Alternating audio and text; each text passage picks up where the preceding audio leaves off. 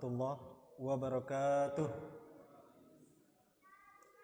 Tes. Jelas enggak suara? Jelas. Oke. Takut tidak kedengar. Bismillah, alhamdulillah. Wabihi nasta'inu ala umuri dunya waddin. Wassalatu wassalamu ala asyrafil anbiya'i wal mursalin Sayyidina Muhammadin wa ala alihi wa ashabihi wa man tabi'a huda ila yaumiddin. Rabbi syarahli sadri wa yassirli amri wahlul 'uqdatam min lisani yafqahu qawli, amma ba'd. Bapak Ibu, teman-teman semuanya yang sama-sama kita dimuliakan Allah dengan iman dan amal soleh kita. Pertama, mari kita bersyukur kepada Allah yang alhamdulillah pada saat ini kita dipertemukan oleh Allah Subhanahu wa taala di majelis ilmu ini. Sudah kita bahas dulu, majelis ilmu itu adalah majelis yang para malaikat itu ikut hadir bersama kita, membentangkan sayap mereka seraya memohonkan ampunan kepada siapapun yang hadir pada saat ini. Bahkan bukan hanya para malaikat, kata Rasulullah, ikan yang sedang berenang di lautan pun ikut mendoakan para orang-orang yang senantiasa belajar seperti kita, mendoakan kebaikan, mendoakan ampunan, dan mendoakan keberkahan kepada kita para thalibul ilmi, para penuntut-penuntut ilmu. Kita berdoa kepada Allah, kalau ada di antara kita yang sakit atau keluarganya yang sakit, semoga Allah sembuhkan penyakitnya. Yang punya masalah, mudah-mudahan Allah bantu dia selesaikan masalahnya.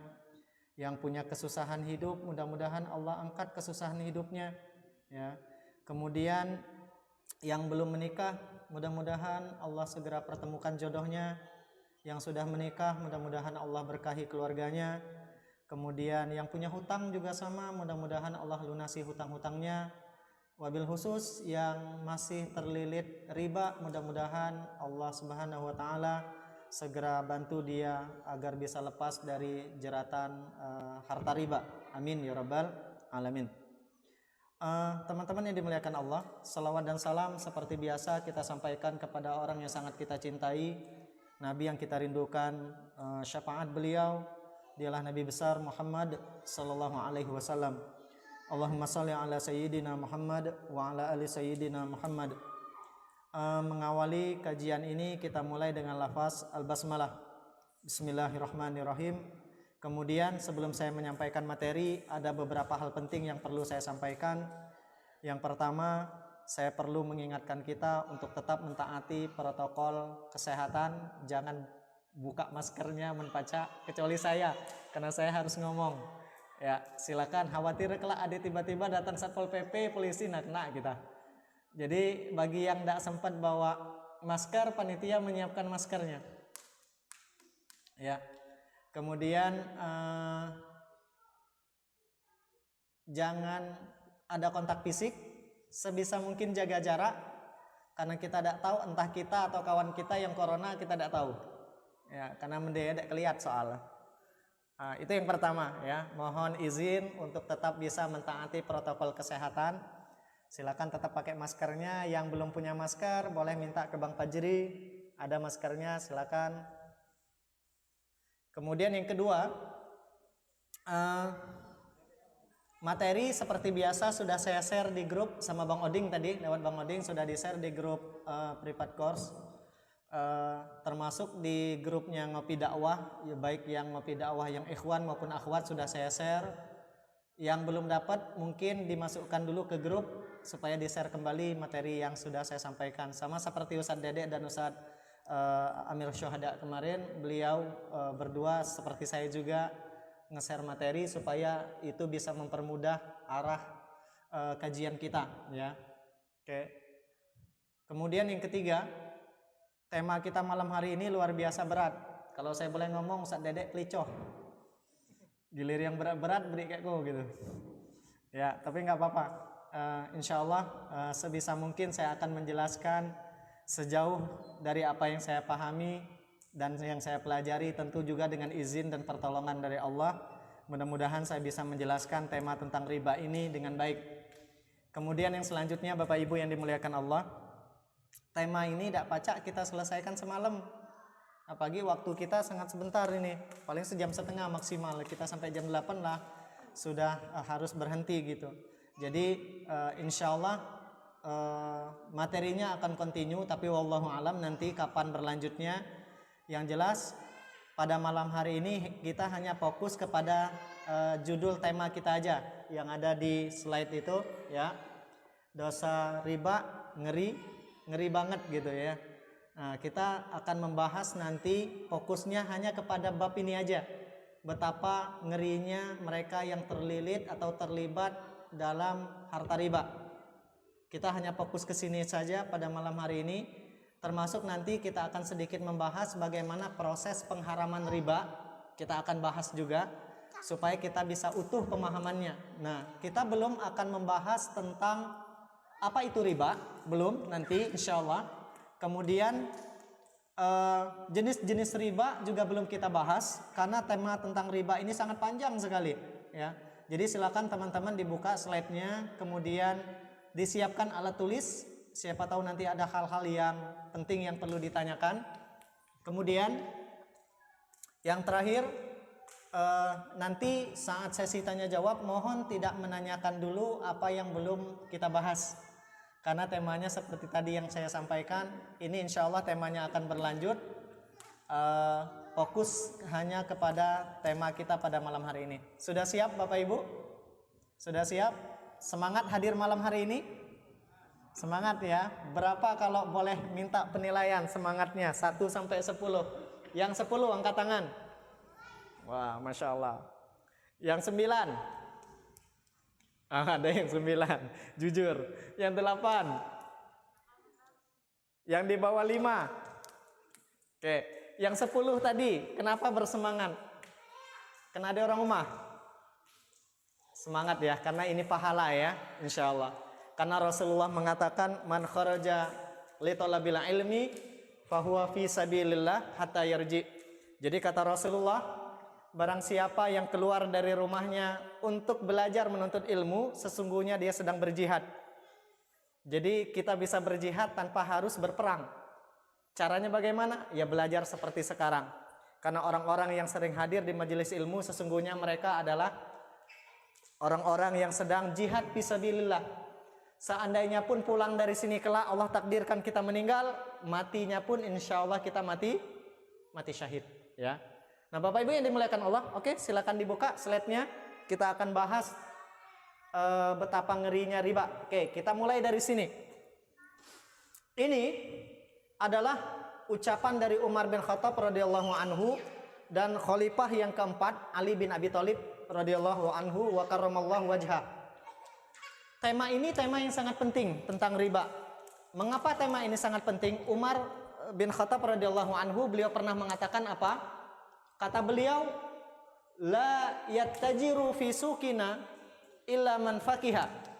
Pada masa Umar bin Khattab radhiyallahu anhu, beliau membuat sebuah peraturan. Tidak boleh orang ada yang jualan, kata Umar bin Khattab, di pasar kami di kota Madinah pada saat itu, kecuali orang yang paham agama.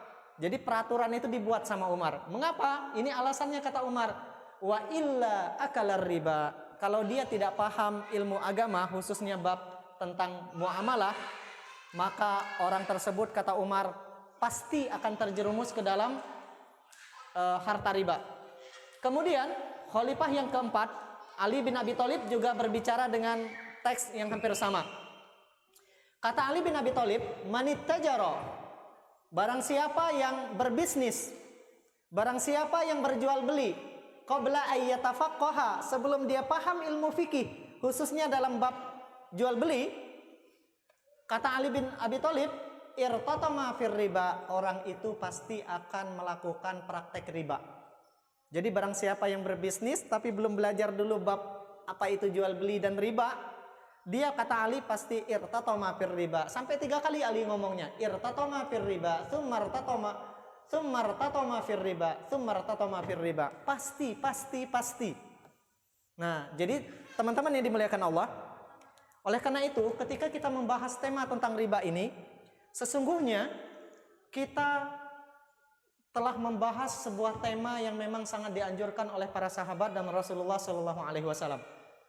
Karena seperti yang terjadi sekarang, berapa banyak orang-orang yang belum belajar tentang riba, belum belajar tentang jual beli, belum belajar tentang fikih ibadah dan fikih muamalah, langsung berbisnis. Apa yang terjadi? Banyak mereka mendapatkan harta mereka dengan harta yang haram. Sehingga muncul istilah sekarang, halal haram hantam habis. Nah, itu sebuah slogan yang menunjukkan betapa orang-orang itu tidak paham ilmu tentang jual beli, tidak belajar tentang riba, sehingga mereka tidak lagi peduli. Ya, yang mereka pikirkan adalah bagaimana mereka bisa mendapatkan harta.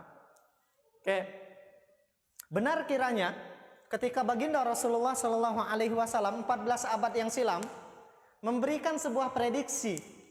Ini prediksi Rasulullah. La ya'tiyan nasi 'alan nasi zamanun. Kata Rasulullah, kalau kita belajar bahasa Arab pasti tahu nih, kalau huruf PL mudhari dikasih huruf lam dan dikasih huruf nun, itu adalah kalimat penegasan yang menunjukkan itu akan benar-benar terjadi. Ya. Ini dua huruf penegasan dalam kalimat bahasa Arab. Satu aja sebenarnya sudah menunjukkan betapa iya, berdiri. Ya. Oke, fokus lagi teman-teman. Kalau kita belajar bahasa Arab, ada namanya lamu taukid dan nunu taukid, huruf penegasan. Jadi ketika fi'il mudhari ditambah dengan huruf lam dan huruf nun di ujungnya, itu menunjukkan kita benar-benar atau suatu perkara tersebut benar-benar pasti akan terjadi. Seperti prediksi Rasulullah ini, la ya'tiyanna, pasti akan datang kata Rasulullah. Alan nasi zamanun, suatu saat akan datang kepada manusia, la yubalil mar'u bima akhadhal mal. Seorang manusia kata Rasulullah suatu saat nanti tidak lagi peduli dari mana mereka mendapatkan harta mereka. Amin halal, apakah mereka mendapatkan harta mereka dengan cara yang halal? Amin haram, atau mereka dapatkan dengan cara yang haram. Mereka sudah nggak peduli. Prediksi Rasulullah ini diucapkan 14 abad yang silam. Kira-kira menurut Bapak Ibu yang dimuliakan Allah, sekarang ini lah terjadi loh nih. Sudah ya. Sehingga kalau kita melihat berita di koran-koran itu, para PSK itu kalau dirazia sama Satpol PP, mereka bilang apa? Kalau lagi dirazia, kesel banget mereka. Ini bukti kata mereka. Jangankan ngesat duit halal, ngesat duit haram aja susah kata mereka. Itu juga sama, mirip-mirip dengan halal haram hantam habis tadi, menunjukkan kebenaran hadis Rasulullah Shallallahu Alaihi Wasallam ini.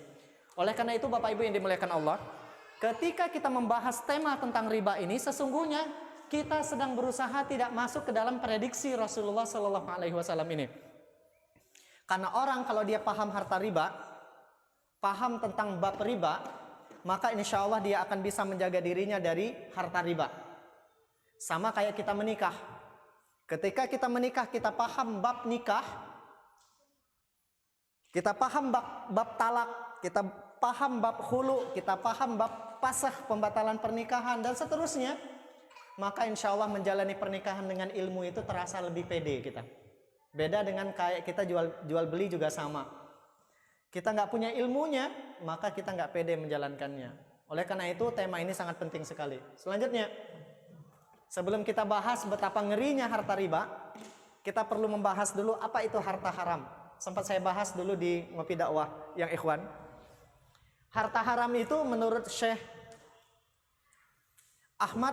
Abbas Ahmad Muhammad Al-Bas, atau yang lebih dikenal dengan Syekh bin Bas, di dalam bukunya Ahkam Amwalil Haram, hukum-hukum harta haram, beliau menjelaskan harta haram itu, kata beliau, setiap harta yang diharamkan oleh Allah Subhanahu wa taala atau yang diharamkan oleh syariat bagi seorang muslim untuk dimiliki dan dimanfaatkan.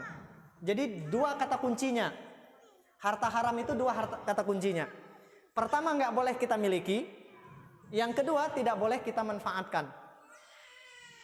Kata kunci dari harta haram.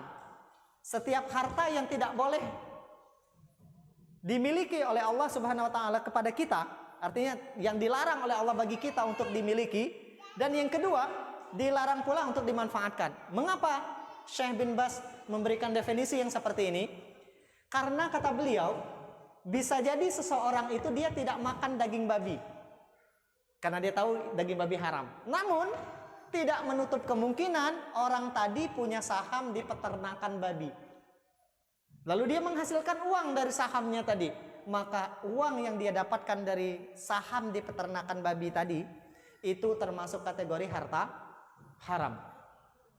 Atau sama, bisa jadi kata beliau ada orang yang dia tidak minum arak karena dia tahu arak itu haram. Namun tidak menutup kemungkinan kata Syekh bin Baz, seseorang punya saham dan berinvestasi di sebuah perusahaan yang memproduksi minuman keras. Maka uang yang dia dapatkan dari investasinya tersebut atau sahamnya yang ada di perusahaan tersebut semuanya masuk kategori harta haram. Oleh karena itu Bapak Ibu yang dimuliakan Allah, ini harus kita pahami betul. Harta haram itu dua kata kuncinya. Pertama, nggak boleh kita miliki. Yang kedua, tidak boleh kita manfaatkan dengan segala jenis pemanfaatan. Ya. Kemudian, nah ini tadi contohnya, babi tidak boleh kita miliki. Tidak boleh pula kita jadi tukang sembelih, walaupun kita tidak makan, tapi tukang sembelih juga tidak boleh. Nggak boleh kita ternakkan, nggak boleh pula kita bisniskan. Itu babi contohnya. Ya. Pertanyaan selanjutnya, Islam membagi harta haram kepada berapa macam? Ada dua. Di dalam Islam, harta haram itu terbagi menjadi dua. Pertama, harta yang Allah haramkan, dari awal barangnya memanglah haram. Dari pertama Allah ciptakan, harta ini statusnya nggak boleh kita miliki. Karena secara legalitas atau legal standingnya itu, bukan legal standing, legalitas hukumnya, harta ini adalah harta haram. Dari awal Allah ciptakan memanglah haram. Yang kedua, harta yang Allah haramkan, bendanya itu bukan haram, tapi cara mendapatkannya yang menyebabkan harta itu haram. Kita masuk yang pertama. Contoh harta yang Allah haramkan dari awal memang sudah haram. Apa contohnya? Arak tadi. Arak itu termasuk kategori harta haram. Dalam Quran surah An-Nisa, Allah Subhanahu wa taala berfirman, "Ya ayyuhalladzina amanu innamal khamru wal maisiru wal ansabu wal azlam rijsun min amalish syaitan." Jadi kata Allah, innamal khamru, arak dan seterusnya yang tadi Allah sebutkan adalah bagian dari perbuatan syaitan, artinya haram. Ya, maka nggak boleh kita minum arak. Kalau untuk obat cuman nih, boleh tak? Karena ada orang berobat pakai arak dia, ngobat luka kadang pakai arak. Nah itu nanti ada syarat dan ketentuan yang berlaku. Ya. Kemudian kalau untuk makanan bagaimana? Maka hati-hati kalau kita makan di warung Cina. Mereka biasanya penambah penyedap rasanya itu dicampur dengan arak tua. Perlu kita cek, bila perlu kita ke dapur dan nengok cemana itu.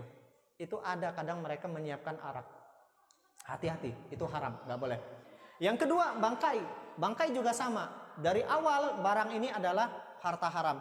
Mengapa bangkai disebut harta haram? Karena ada orang yang dia mengawetkan binatang, yang dia tidak berbentuk seperti bangkai yang busuk gitu. Dia diawetkan. Bahkan tidak menutup kemungkinan dibisniskan sama dia. Diperjualbelikan. Ada nggak? Ada. Bahkan kalau dari Papua tuh, mohon maaf, kemaluan buaya itu bisa jadi obat kuat. Ya, luar biasa. Buaya aja jadi korban itu. Itu bangkai. Hati-hati. Ya. Ada lagi yang ibaratnya ya singa dan segala macam, itu juga sama, masuk kategori harta haram menurut Syekh bin Baz. Ya. Kemudian yang ketiga, darah. Darah harta haram juga. Ya, maka darah tidak boleh kita miliki, tidak boleh pula kita bisniskan, ya. Kita perjualbelikan, ya. Karena ada orang di pasar muat daging, bukan daging, apa namanya? Atiyo, dengan cara membekukan darah sapi dalam sebuah tempat yang mirip seperti bentuk daging, bentuk hati sapi. Lalu dijual. Nah, itu harta haram, ya. Babi, anjing sudah paham, ya. Udah maklum maksudnya. Oke, selanjutnya.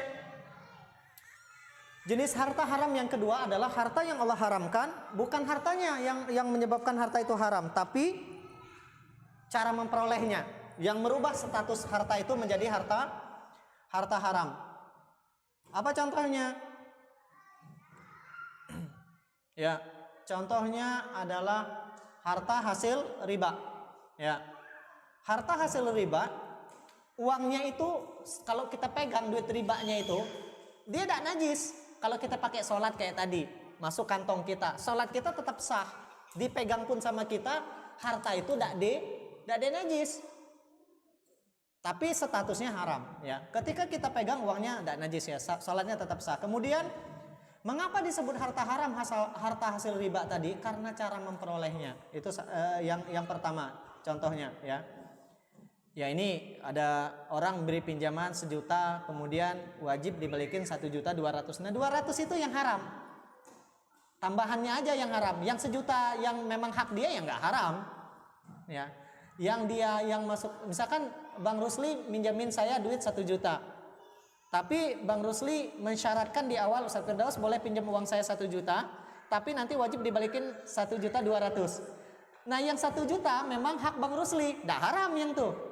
Tapi yang 200 itu yang disebut dengan harta haram. Kelebihannya itu. Jangan kita beranggapan semuanya haram. Akhirnya duit Bang Rusli yang 1 juta pun jadi haram. Enggak. Yang haram itu yang lebihnya aja. Ya, maklum ya. Yang selanjutnya, harta yang didapatkan hasil judi.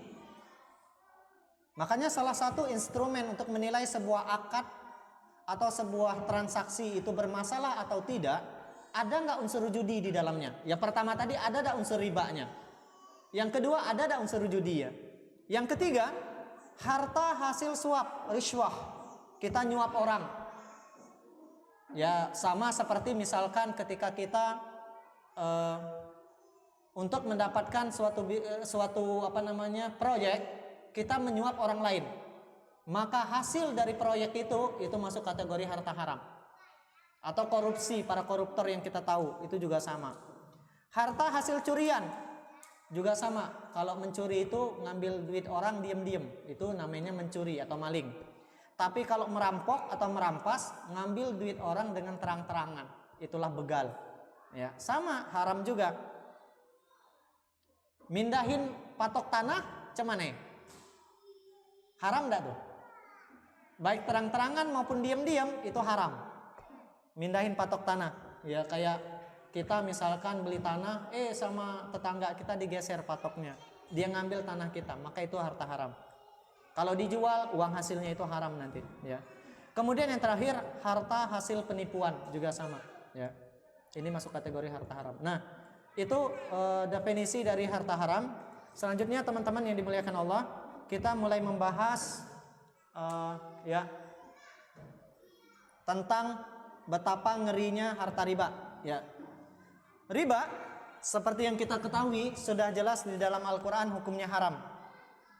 Ya, hukum riba haram. Dalilnya apa? Al-Baqarah 275. Wa ahallallahu al-bai'a wa harrama riba. Allah halalkan jual beli kata Allah dan Allah haramkan harta riba. Jadi yang mengharamkan riba itu bukan kita, bukan manusia, tapi langsung dari Allah Subhanahu wa ta'ala. Oke. Kemudian ya, proses pengharaman riba. Teman-teman yang dimuliakan Allah Subhanahu wa ta'ala, riba sama seperti arak. Orang Arab minum arak itu sama kayak kita minum air putih sebelum kedatangan Islam. Kalau sekarang ada es teh atau es jeruk, zaman Arab dulu mungkin ada es arak. Saking biasanya mereka minum arak, sehingga ketika pengharaman itu sekaligus, orang Arab yang baru masuk Islam pasti akan kesulitan. Riba juga sama. Orang Arab sebelum kedatangan Islam, kedatangan Rasulullah Shallallahu Alaihi Wasallam, mereka sudah terbiasa melakukan praktek riba. Jadi riba dengan jual beli bagi mereka sama baik. Sehingga ketika Allah ingin mengharamkan riba, Allah pun melakukan proses pengharamannya seperti Allah melakukan proses pengharaman arak.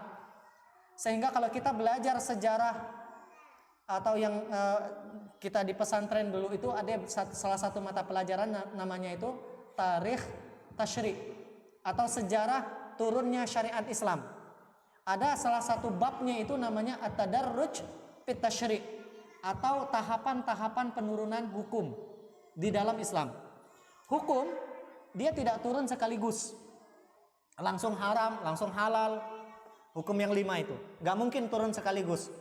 Ada beberapa bab seperti misalkan arak dan riba ini, dia proses pengharamannya itu harus bertahap. Dan sesungguhnya ini pun ilmu bagi kita. Kalau kita ingin merubah seseorang, jangan pernah berharap dia berubah sekaligus. Seperti misalkan suami ibu ahlul hisab. Tahu Bu ahlul hisab? Bukan yang tukang lihat penentuan bulan Ramadan itu. Ini ahlul hisab yang hobi ngisap rokok maksudnya. Lah sehari itu 2 bungkus misalnya. Ibu berharap dia berubah, nggak mungkin dia bisa berubah sekaligus. Ya, karena hijrah butuh proses. Tapi ingat, hijrah bukan hanya butuh proses, tapi juga butuh progres. Hijrah bukan hanya butuh proses, tapi hijrah juga butuh progres. Jadi kalau ibu ingin merubah suami yang hobi merokok tadi, betul, hijrah butuh proses, tapi ibu harus menentukan tahapan-tahapan progresnya. Oke bang, enggak apa-apa, abang enggak pacak berubah sekaligus. Kok kasih waktu bang 1 bulan atau setengah tahun. Setengah tahun abang yang awalnya 1 hari 2 bungkus, dalam setengah tahun abang harus berubah 1 hari sebungkus. Kasih progresnya. Lah mampu dia melakukan progres sehari sebungkus, yang awalnya sehari 2 bungkus selama setengah tahun ya 6 bulan. Lakukan proses lagi, progres lagi. Sehari sebatang misalkan. Nah dan seterusnya. Karena Allah Subhanahu wa taala juga sama. Ya, Allah mengajarkan kita, orang itu nggak mungkin bisa berubah sekaligus. Arak contohnya kemarin yang sempat kita bahas. Orang Arab itu ketika langsung arak itu langsung diharamkan, mereka nggak bisa ninggalin arak. Maka ayat yang pertama yang berbicara tentang arak itu yas'alunaka anil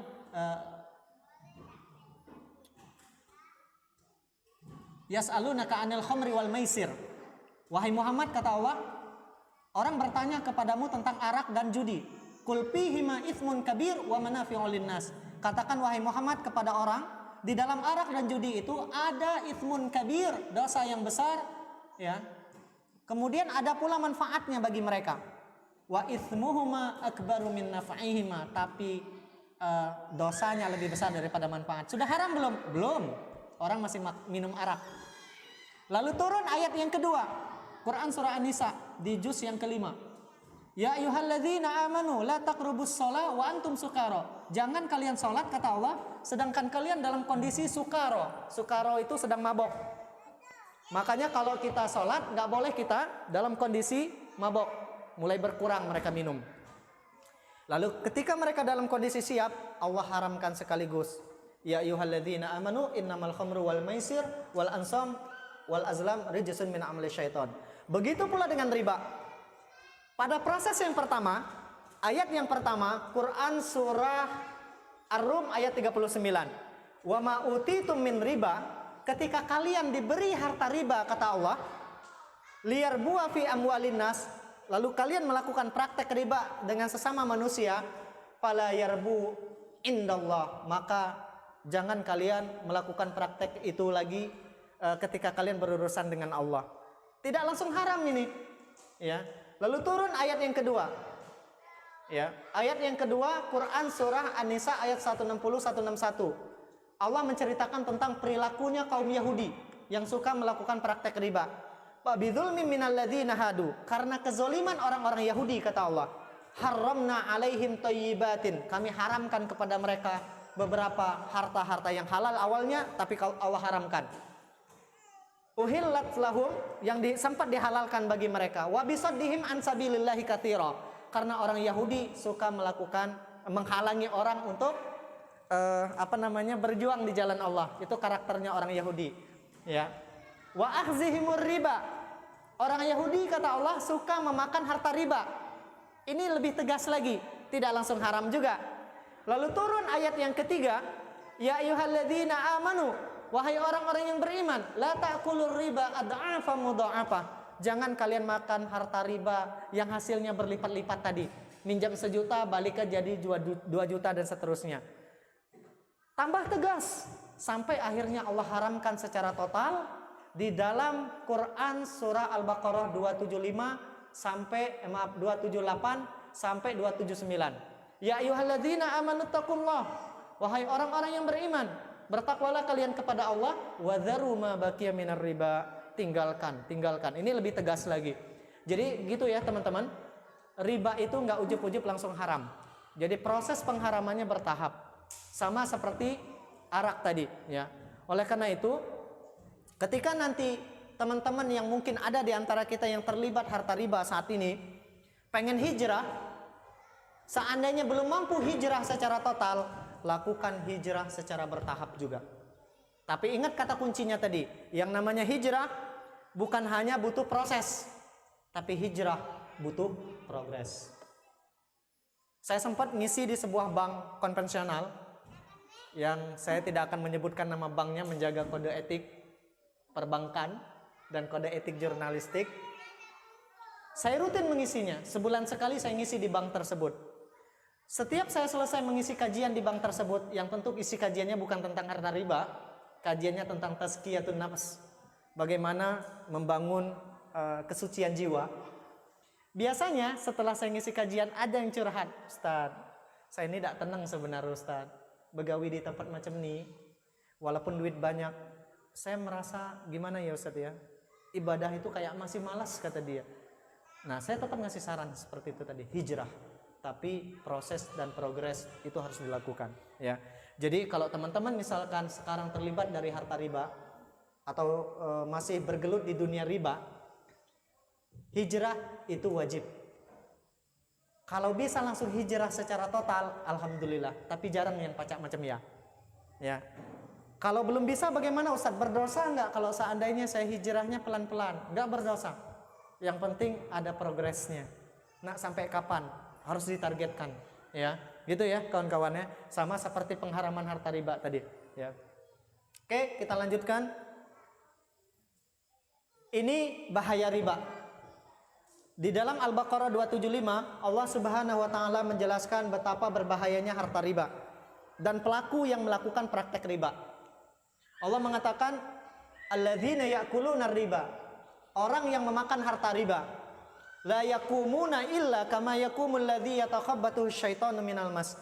Nanti mereka tidak akan Allah bangkitkan kecuali seperti bangkitnya orang yang pernah kerasukan jin. Pernah nengok orang yang kerasukan jin? Atau ada yang pernah kerasukan jin di sini? Tidak pernah, oh. Karena tidak akan tahu dia kerasukan jin. Ya. Orang yang kerasukan jin itu ngomongnya ngeracau. Ya, karena yang ngomong bukan dia, tapi siapa? Jinnya yang ngomong, ya. Orang yang kerasukan jin, dulu ketika misalkan di sekolah alam itu kami pernah membuka ruqyah untuk masyarakat umum. Ada seorang ibu yang punya bisnis yang sudah punya nama di Kota Pangkal Pinang, belum menikah ibunya. Karena persaingan bisnis, di tempat bisnis dia ditanam sesuatu, lalu jinnya bersilat dan orang laki tidak pacak megangnya. Seperadik dia yang laki itu ditendang sama dia mental, karena yang nendang sesungguhnya bukan ibu itu. Siapa? Jinnya. Nah, orang yang makan harta riba statusnya nanti kurang lebih seperti itu. Ustadz Adi Hidayat sering mengatakan, orang yang makan harta riba itu kebaikan tidak akan masuk. Sama seperti jin, yang orang yang sedang kemasukan jin. Kita nasihat macam mana pun tidak akan masuk. Pernah nasihat orang yang kerasukan jin? Suruh dia keluar, nggak akan mau dia keluar jinnya. Ada yang kerasukan jin, ayo keluar kata kita misalkan, tanpa melakukan proses terapi Al-Quran dan segala macam. Langsung kita suruh keluar, tidak akan nak dia. Nah, orang yang makan harta riba juga sama. Kalau kita nasihatkan kebaikan, kebaikan nggak akan masuk kepada mereka. Ya. Diajak melakukan kebaikan, sulit tubuh mereka melakukan kebaikan. Itu di dunia. Nanti di kehidupan akhirat akan ada ciri khusus bagi mereka yang suka makan harta riba. Teman-teman yang dimuliakan Allah, Rasulullah Shallallahu Alaihi Wasallam pernah mengatakan dalam sebuah hadis, "Man asha ala syai'in mata alaih." Barang siapa yang hidup dalam suatu keadaan, nanti dia akan meninggal seperti keadaan dia hidup. Kalau kita hobi belajar seperti sekarang, mudah-mudahan Allah wafatkan kita dalam keadaan sedang belajar. Barang siapa yang suka sholat tahajud, mudah-mudahan Allah wafatkan dalam keadaan sholat tahajud. Tapi barang siapa yang hobi berdukun, na'udzubillah, jangan-jangan nanti meninggalnya sedang dalam keadaan berdukun juga. Nah, karena kita, kata Rasulullah, akan Allah wafatkan seperti kebiasaan kita hidup. Maka kemarin ada yang meninggal dalam kondisi sholat, pernah dengar beritanya? Di Jalan Selan dekat Kodim, ada satu bapak-bapak sedang imami sholat, meninggal dalam keadaan sedang sujud, sedang sholat pada saat itu. Gak mungkin beliau bisa meninggal dalam keadaan seperti itu, kecuali memang beliau tidak pernah ninggalin sholat dan pasti banyak sholatnya. Ya. Nah, orang yang hobi makan harta riba besar kemungkinan nanti meninggal dalam kondisi seperti itu juga. Ya. Dan nanti kata Rasulullah, "Wa man mata ala syai'in bu'itsa alaih." Barang siapa yang meninggal dalam suatu keadaan, dia akan Allah bangkitkan seperti keadaan dia meninggal. Jadi kalau begal, meninggal dalam keadaan dibegal sama orang, nanti Allah bangkitkan seperti itu juga. Kita meninggal dalam kondisi sedang baca Al-Quran, Allah bangkitkan nanti ciri kita pun sedang baca Quran, dan orang-orang melihat pada saat itu. Maka teman-teman yang dimuliakan Allah, ini bahaya yang pertama dari harta riba yang perlu kita antisipasi.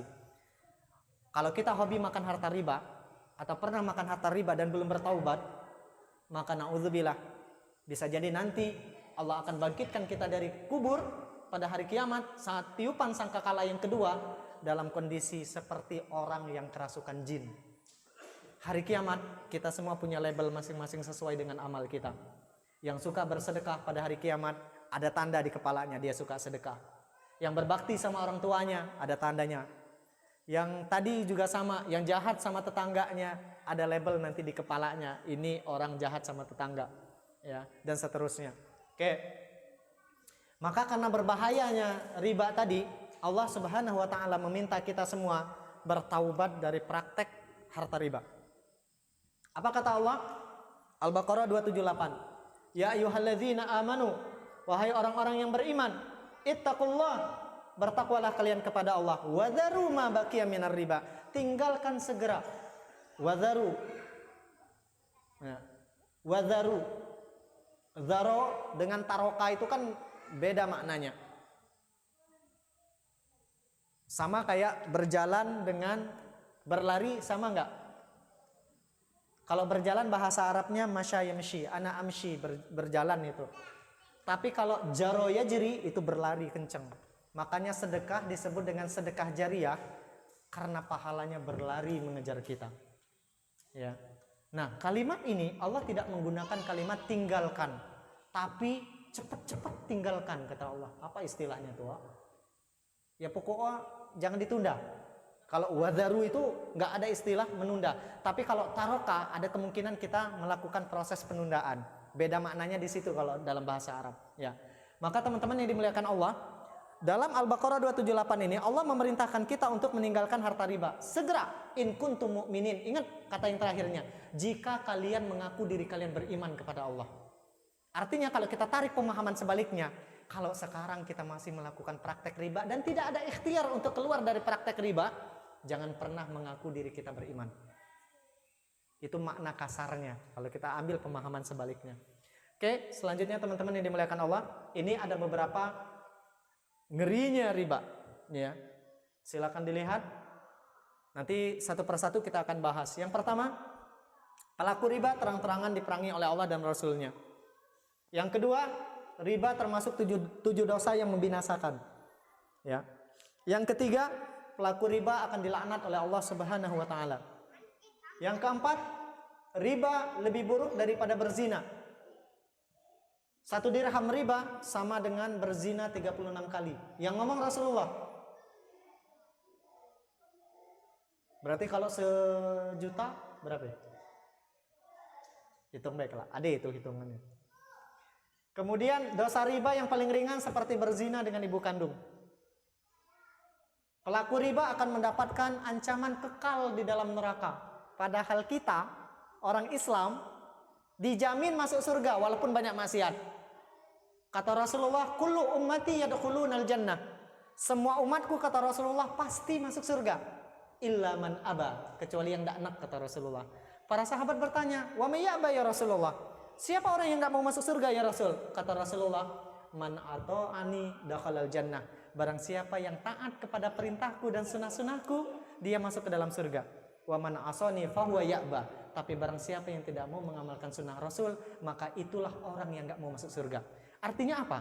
Semua kita pasti masuk surga. Tinggal nanti dibersihkan. Kalau kita punya dosa, berarti nanti dibersihkan dulu di dalam neraka. Tapi endingnya kita tetap masuk surga. Namun pelaku riba selamanya kekal di dalam neraka. Pelaku riba nggak bisa keluar. Kalau kekal itu berarti seumur hidup dia di situ nanti.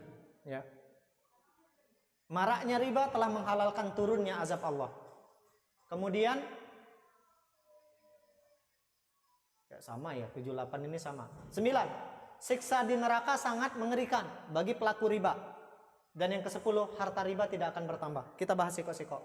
Yang pertama, orang yang masih melakukan praktek harta riba, maka dia akan diperangi oleh Allah Subhanahu wa taala. Allah mengatakan Al-Baqarah 279, fa illam tafa'alu, kalau kalian tidak segera meninggalkan praktek riba, kata Allah, fa'dzanu biharbin minallahi wa rasulih, maka ketahuilah, kata Allah, aku umumkan buat kalian, aku akan memerangi kalian, aku dan Rasulku, kata Allah, akan menjadi musuh bagi kalian, para pelaku riba. Teman-teman, kalau kita misalkan berkelahi ke orang pengkal, kalau kita berkelahi ke orang pengkal, diusir orang pengkal, kemana kita lari? Kita pacak lari ke Kobak. Berkelahi ke orang Kobak, pacak lari ke Tobuali. Tapi kalau kita berkelahi sama Allah, berperang sama Allah dan Rasulnya, kemana kita akan lari? Kemana kita akan lari? Ke planet lain tidak mungkin, itu pun punya Allah juga. Maka pelaku riba begitu. Ketika mereka masih tidak mau meninggalkan praktek riba, Allah umumkan perang bagi mereka. Kalau Allah sudah mengumumkan perang bagi orang-orang seperti itu, dan seperti kita, misalkan saatnya kita juga tidak mau keluar dari praktek riba, udah sulit hidup kita. Doa tidak akan mustajab. Apapun yang kita inginkan itu tidak akan Allah berikan kepada kita. Sengsara dunia, sengsara pula kehidupan akhirat. Ini yang pertama. Jadi orang yang melakukan praktek riba akan diperangi oleh Allah dan Rasulnya. Yang kedua, dosa riba termasuk 7 dosa yang membuat diri kita binasa dunia akhirat. Rasulullah bersabda dalam hadis sahih riwayat Imam Bukhari nomor hadis 2766. Ya. Apa kata Rasulullah? Ijtanibu as-sab'a al-mubiqat. Jauhilah, kata Rasulullah, 7 dosa besar yang bisa membuat kalian binasa. Ada 7 dosa besar. Yang pertama, asyirku billah. Ketika seorang muslim melakukan praktek syirik dengan segala jenis praktek kesyirikannya. Ini dosa besar yang paling besar. Syirik. Karena Allah dalam sebuah hadis qudsi mengatakan apa? Kalian datang kepadaku, kata Allah, dengan membawa dosa seluas langit dan bumi. Dengan syarat kalian tidak menyekutukanku, kata Allah. Aku ampunkan dosa kalian. Tapi kalau dosa syirik, Allah tak akan ampunkan dosa syirik. Gak apa-apa, biarin. Nah, iya, dia nak jadi ustadz juga nanti insya Allah. Iya, pengganti Ustadz Dedek. Si bungsu kan? Iya. Tapi hati-hati, matanya rusak nanti. Abang. Tambah ditingok kayak dia. Oke. Dosa besar yang kedua, praktek sihir. Sihir juga sama. Kita minta tolong kayak dukun untuk nyantet seseorang, itu sihir. Pelet masuk kategori sihir apa syirik? Pelet. Suka sama seseorang, kita peletin dia. Minumannya kita ketaruh sesuatu misalkan. Atau pas ketempuh kayak dia, kita ludahin dia misalkan. Itu sihir apa syirik? Nggak tahu Ustaz. Kelak kita bahas ya, minta sama Ustaz Dedek yang bahasnya. Ya, intinya sihir. Ya, sihir itu adalah biasanya dilakukan oleh orang-orang yang punya penyakit iri dengki. Ya. Ini dosa yang kedua. Yang ketiga, wa qatlun nafsil lati harramallahu illa bil haq, membunuh nyawa orang lain tanpa alasan yang dibenarkan oleh Islam. Ya. Yang ketiga, yang keempat, wa aklur riba, makan harta riba itu dosa besar. Berarti kalau ada di antara kita yang sekarang masih makan harta riba, lalu kita berikan ke anak istri kita, kita sedang nabung dosa-dosa besar. Dosa kecil aja kalau kita tabung banyak, apalagi dosa besar, gitu. Kalau kita banyak dosanya, udah peluang kita masuk neraka semakin besar. Sehingga Umar bin Khattab radhiyallahu anhu, beliau mengatakan apa? Man katsura kalamuhu katsura khata'uhu. Barang siapa yang banyak ngomong, banyak salahnya, kata Umar. Betul nggak? Banyak ngomong, banyak salah nggak? Banyak ya. Wa man katsura kalamu wa man katsura khata'uhu katsura itsmuhu. Barang siapa banyak salahnya, banyak dosanya. Saya ulangin. Banyak ngomong, banyak salah. Banyak salah, banyak dosa. Wa man katsura itsmuhu fa huwa finnar. Barang siapa banyak dosanya, tempatnya di neraka, kata Umar. Makanya kalau pengen selamat dari dosa, tahan lidah kita untuk banyak berbicara, kecuali yang bermanfaat dan kebaikan. Sehingga kalau ada orang hobi ngeruce gitu kan, berkisah yang tidak ada manfaatnya, besar kemungkinan dia banyak dosanya. Nah, kalau kita juga sama, banyak dosanya gara-gara makan harta riba, hati-hati. Tempat kita sama di neraka nanti, ya. Yang keberapa? Yang kelima, dosa besar yang kelima, makan harta anak yatim. Aklu malal yatim. Makan harta anak yatim itu dosa besar. Ini biasanya para pengurus panti, kalau dia tidak amanah, hati-hati. Duit yang harusnya bantuan untuk anak panti dimakan sama dia. Nauzubillah min dzalik. Wa tawalli yaumadzahfi, berlari dari medan tempur. Ini dalam suasana perang kita lari. Tapi zaman sekarang tidak ada berperang lagi kan? Kayak kecil kemungkinan yang ini. Yang terakhir, wa qazful muhsanatil mu'minatil ghafilat, menuduh perempuan baik-baik berbuat tidak baik itu dosa besar. Zaman sekarang mudah sekali orang mengatakan istilah pelakor sama pebinor. Betul ya? Pelakor perebut laki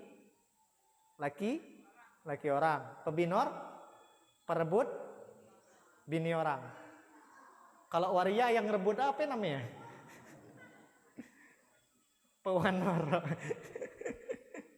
Ini juga sama, 7 dosa besar.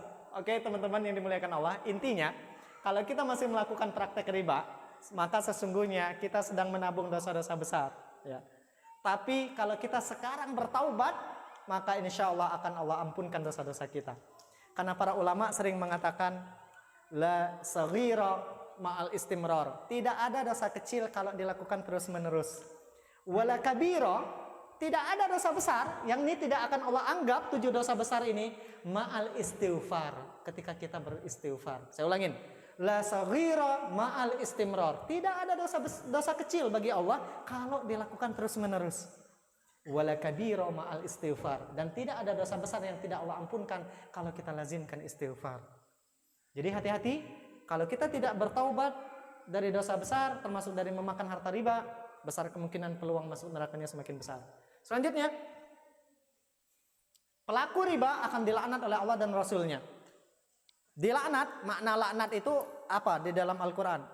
Kalau kita baca ta'awuz atau isti'adzah, a'udzubillahi minasyaitonir rajim. Ar-rajim itu artinya apa? Ya. Sama, aku berlindung dari godaan syaitan yang terkutuk. Terkutuk itu sama dengan terlaknat. Terlaknat itu menurut Imam Ibnu Katsir dalam tafsirnya, Tafsirul Qur'anul Azim, maknanya at-tardu min rahmatillah, dijauhkan dari rahmat Allah. Berarti para pelaku riba tidak akan mendapatkan rahmat Allah. Ya. Allah kalau sayang sama seorang hamba, jangankan sesuatu yang dia minta, sesuatu yang enggak dia minta pun akan Allah berikan. Itu kalau Allah sayang sama seorang hamba. Persis seperti kita sayang sama anak istri kita, jangankan sesuatu yang mereka minta, tidak mereka minta pun kadang kita beri. Betul nggak Pak? Saya nggak pakai bini ya Pak? Saya enggak. Menbilang enggak, Ustaz ada bini kok Ustaz. Bu, sayang sama suami. Belum punya suami. Ya, sayang ya sama suami. Jangankan sesuatu yang dia minta, yang nggak dia minta, kita pulang dari sini, kita tahu istri kita hobi makan bakso, kita beliin bakso karena kita sayang. Allah juga sama. Kalau Allah sudah sayang sama seorang hamba, jangankan sesuatu yang kita minta lewat doa-doa, nggak kita minta pun Allah tahu apa yang kita butuhkan dan Allah berikan. Tapi barang siapa yang Allah jauhkan dari rahmatnya, yaitu mereka yang Allah laknat ini, maka sudah selesai urusan hidupnya bagi Allah. Hidupnya seperti mati, ya.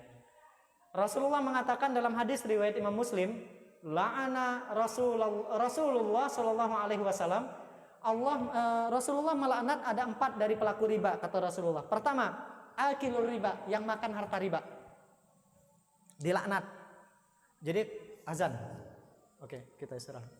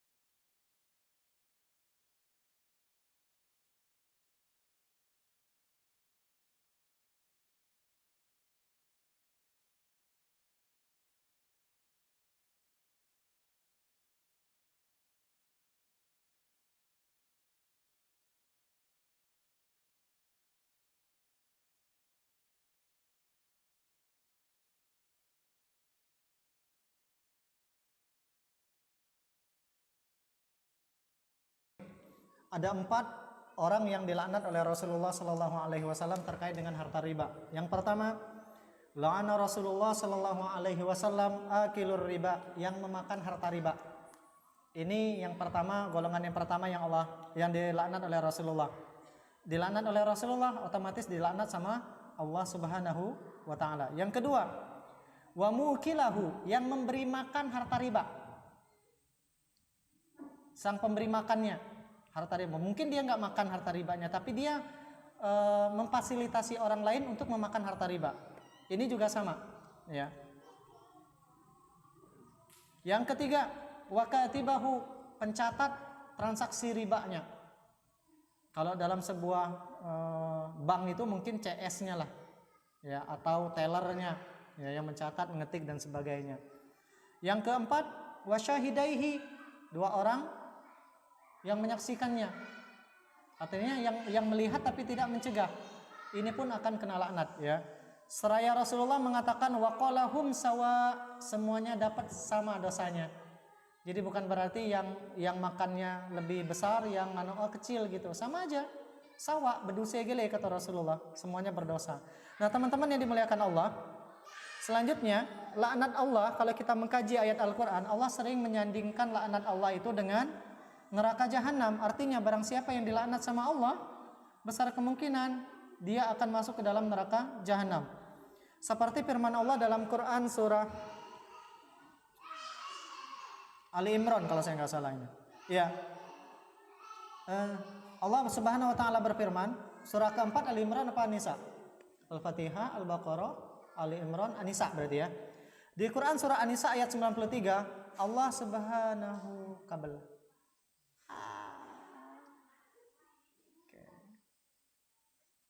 Oke.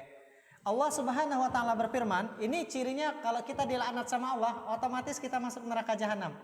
Ayat ini bercerita kalau kita membunuh orang dengan sengaja tanpa ada alasan yang dibenarkan. Wa may yaqtul mu'minan muta'ammida, barang siapa yang memang dari awal berniat ingin membunuh orang, muta'ammida, sengaja berniat, ini pembunuhan berencana. Fajazauhu jahannam, maka kami akan masukkan mereka ke dalam neraka jahanam, kata Allah. Khalidan fiha, mereka kekal di dalam neraka jahanam. Wa ghadiballahu alaihi, Allah akan murka, marah kepada orang yang membunuh orang lain secara berencana tadi. Wa la'anahu, dan Allah laknat.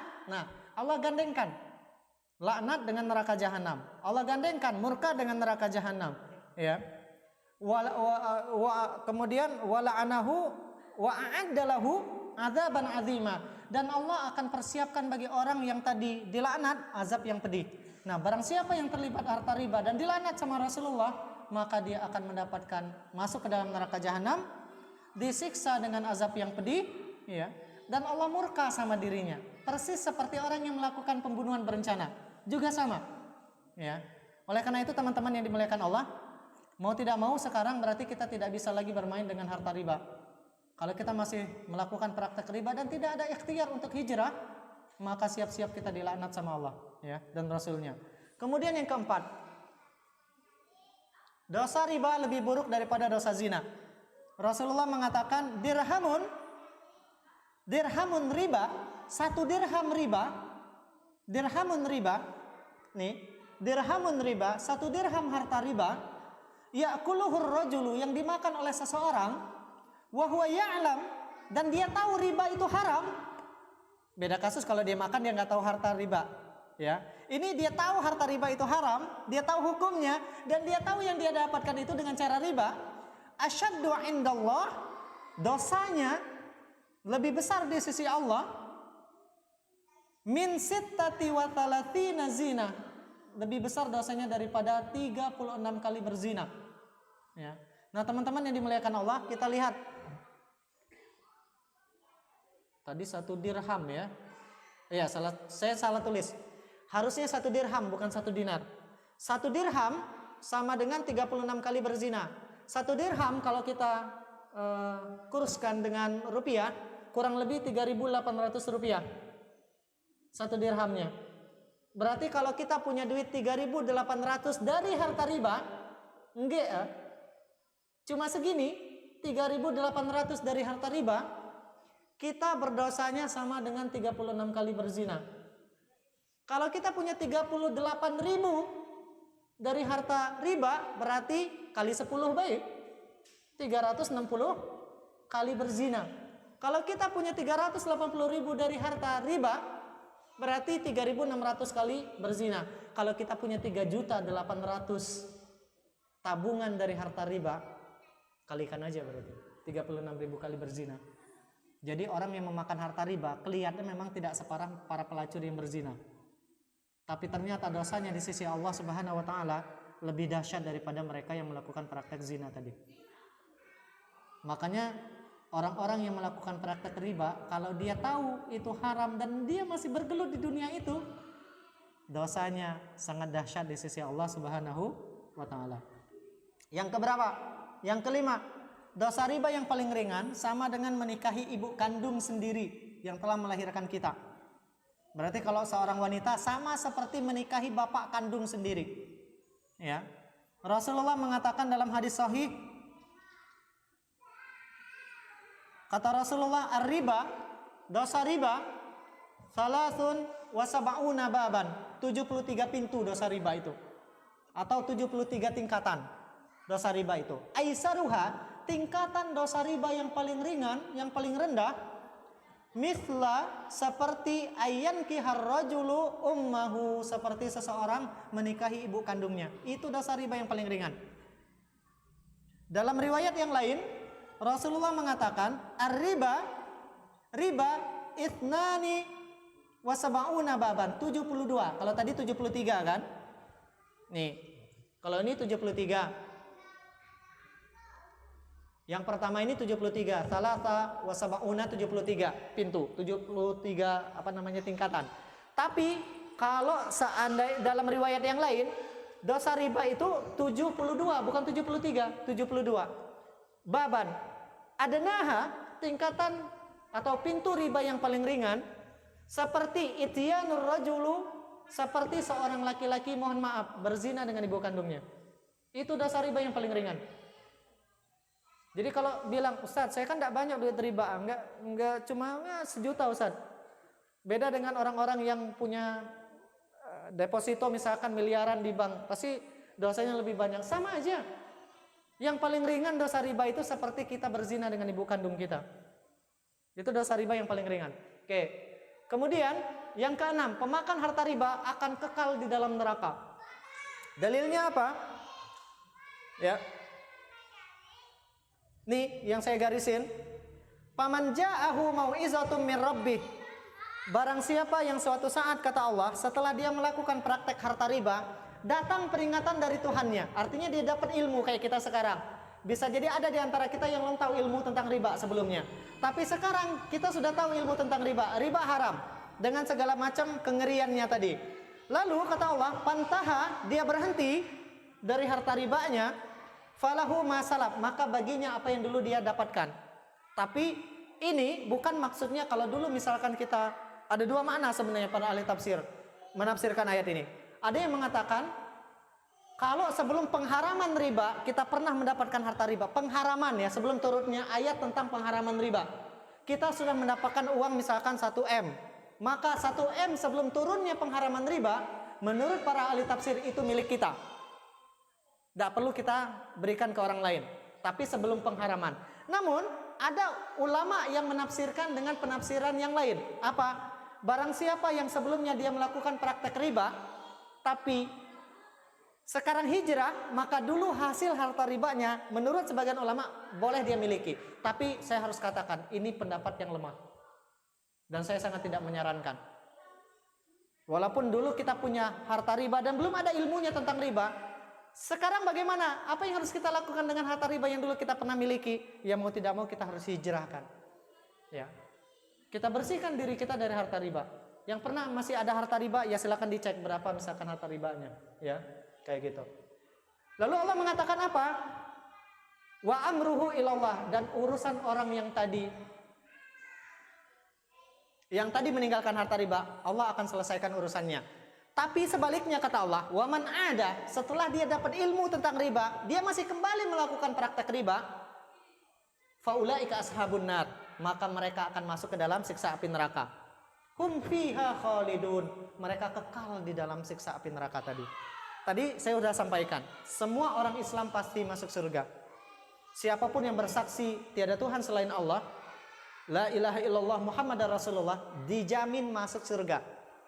Tinggal nanti kalau dia punya dosa, dibersih dulu di dalam siksa api neraka berapa lamanya. Ya. Namun pelaku riba tidak ada istilah dia akan masuk ke dalam surga. Dia kalau masuk ke dalam neraka, di neraka lah ada pacak lagi keluar dari neraka. Padahal kata Rasulullah, penghuni surga yang terakhir adalah penghuni neraka yang terakhir disiksa di dalam siksa api neraka. Ketika dia masuk ke dalam surga, disebutkan dalam hadis Riyadhus Shalihin, ketika Rasulullah bercerita tentang bagaimana penghuni surga. Penghuni surga yang terakhir masuk surga itu luas surganya seluas langit dan bumi. Sampai penghuni surga tadi yang terakhir masuk surga itu bertanya kepada Allah, "Ya Allah, apakah ini surga buat saya?" "Iya," kata Allah, "ini surga buat kamu." "Tapi kan saya kan penghuni surga yang terakhir." "Iya," kata Allah. Maka penghuni surga yang terakhir tadi mengatakan, "Kalau saya yang terakhir masuk surga saja seluas langit dan bumi luas surganya, bagaimana penghuni surga yang pertama masuk surga?" Namun pemakan harta riba tidak akan masuk ke dalam surganya Allah Subhanahu wa taala. Oke, kita lanjutkan kawan-kawan. Yang ketujuh, memakan harta riba berarti menghalalkan turunnya azab Allah, ya. Jadi kalau sampai sekarang kita masih melakukan praktek harta riba, tinggal nunggu momennya baik Allah mengazab kita. Nunggu apa istilahnya, bom waktu ya, atau bom salju lah. Semakin hari semakin besar, nanti meledak tuh, pecah. Seperti bom waktu juga. Hanya nunggu momennya aja, kapan Allah turunin azabnya kalau kita tidak segera hijrah. Rasulullah mengatakan dalam hadis yang diriwayatkan oleh Imam Ahmad dalam musnad beliau, dihasankan hadis ini oleh Imam Albani dalam kitabnya. Kata Rasulullah, "Ma zahara min qaumin", tidaklah suatu kaum nampak perbuatan zina dan riba, az-zina war riba, illa ahallu bi anfusihim azaballah. Maka sesungguhnya mereka telah menghalalkan turunnya azab Allah bagi mereka. Jangan-jangan kemarin ketika kota Pangkal Pinang banjir tahun berapa? 2018? 16 ya, sorry. Waktu itu saya masih kuliah. 2016 banjir, jangan-jangan karena zina dan riba telah merajalela di kota Pangkal Pinang. Indonesia tiap hari ada bencana. Jangan-jangan bencana itu hadir karena kita masih menghalalkan praktek riba dan zina. Ya. Jadi bahayanya kalau kita senantiasa memakan harta riba, itu secara umum. Ustadz, bisa nggak secara pribadi? Misalkan keluarga kami sekarang masih melakukan praktek harta riba. Saya misalkan masih bekerja di tempat riba. Ada kemungkinan nggak turunnya azab Allah? Ada banget. Cuma mungkin momennya belum pas. Mengapa belum pas? Inilah hikmahnya umat Nabi Muhammad SAW. Umat terdahulu ketika mereka melakukan suatu dosa dan kesalahan, detik itu juga Allah azab. Kaumnya Nabi Nuh mengingkari Nabi Nuh, detik itu juga banjir. Kaumnya Nabi Lut ketika mereka melakukan praktek LGBT, detik itu juga mereka diazab. Siapa lagi? Begitu juga dengan kaum-kaum yang lain. Ketika mereka mengingkari perintah Allah dan Rasulnya, detik itu juga mereka diazab. Tapi umatnya Nabi Muhammad ini adalah berkah kemuliaan Nabi Muhammad SAW. Ketika kita melakukan praktek dosa dan kesalahan, Allah tidak langsung azab kita. Allah tunda. Mengapa? Karena Allah masih memberi kesempatan kepada kita untuk berubah. Maka teman-teman yang mungkin ada di antara kita yang sekarang masih melakukan praktek riba, ayo berubah sebelum turun azabnya beneran. Ya, karena kalau kita tidak segera berubah, nauzubillah, kita berarti memang telah menghalalkan turunnya azab Allah bagi kita dan keluarga kita. Dan bisa jadi kita punya andil. Indonesia sering dapat musibah itu jangan-jangan karena kita masih terlibat riba tadi, ya. 8. Allah akan hilangkan keberkahan harta riba bagi mereka yang senantiasa melakukan praktek riba. Kata Allah dalam Al-Baqarah 276, "Yamhaqullahu riba." Allah akan memusnahkan harta riba. Wa yurbis shadaqat, dan Allah akan menyuburkan harta yang disedekahkan. Ini dua hal yang berbeda, sedekah dengan riba. Kalau kita punya harta riba, maka ketahuilah suatu saat harta itu akan Allah hilangkan, Allah musnahkan, dan tidak berbekas sama sekali. Tapi kalau kita suka bersedekah, maka Allah akan suburkan sedekah kita. Kalau sekarang pengen kaya, jangan lewat praktek riba, tapi lewat banyak-banyak sedekah. Semakin banyak sedekah, semakin banyak rezeki kita. Saya mungkin, termasuk mungkin Bang Rusli dan lain-lain telah mempraktekkan itu. Saya dulu bangun sekolah alam, nikah 2011. 2012 kami bangun penitipan anak. 2013 bangun TK. 2014 bangun SD. Proses itu kalau dipikir-pikir baru nikah, dari mana dapat duit? Saya orang kampung, tahu sendiri, saya orang Menduk. Menduk tuh kalau dengar Menduk biasanya dengar tukang urut. Di Menduk banyak tukang urut. Tahu tempatnya di pelosok banget di Menduk itu. Kalau ikat lurus lagi sungai itu. Di Sungai Menduk tuh banyak bayi. Tapi sekarang dikit bayi, banyak ke darat. Jadi buaya darat. Tempat saya di pelosok. Saya nggak punya apa-apa. Tapi dari mana kami bisa bangun sekolah? Demi Allah, salah satu kuncinya kami banyak sedekah. Saya sama istri saya. Saya nikah sama istri saya itu 2011. Saya pulang dari Mesir 2009 sama kayak Ustaz Dede. 2010 saya sudah ngajar di Stein, tapi gaji saya nggak banyak. Tapi pada saat itu saya pengen nikah, ngelamar anak orang, duit dade, sedekah lagi. Saya bolak-balik ke Jade waktu itu, masih bolak-balik ngajar juga sama. Pengen ngelamar anak orang. Yang dilamar ini bukan anak orang sembarangan, minta abesa. Duit dade mak kayak bak kita gawe ngeret karet. Dari mana nyari duit? Sedekah. Lalu kami punya sekolah, gimana bangun sekolah supaya bisa bangun gedung dan segala macam. Sekolah alam, saya kasih tahu. Kami tidak membangun gedungnya dengan bantuan proposal. Murni pakai duit kami seorang. Jadi menade duit baru kami bangun, mendade atau ngapela. Karena sekolah alam bisa belajar dimanapun. Alam terkembang ini bagi kami orang sekolah alam sarana belajar. Sama seperti Rasulullah.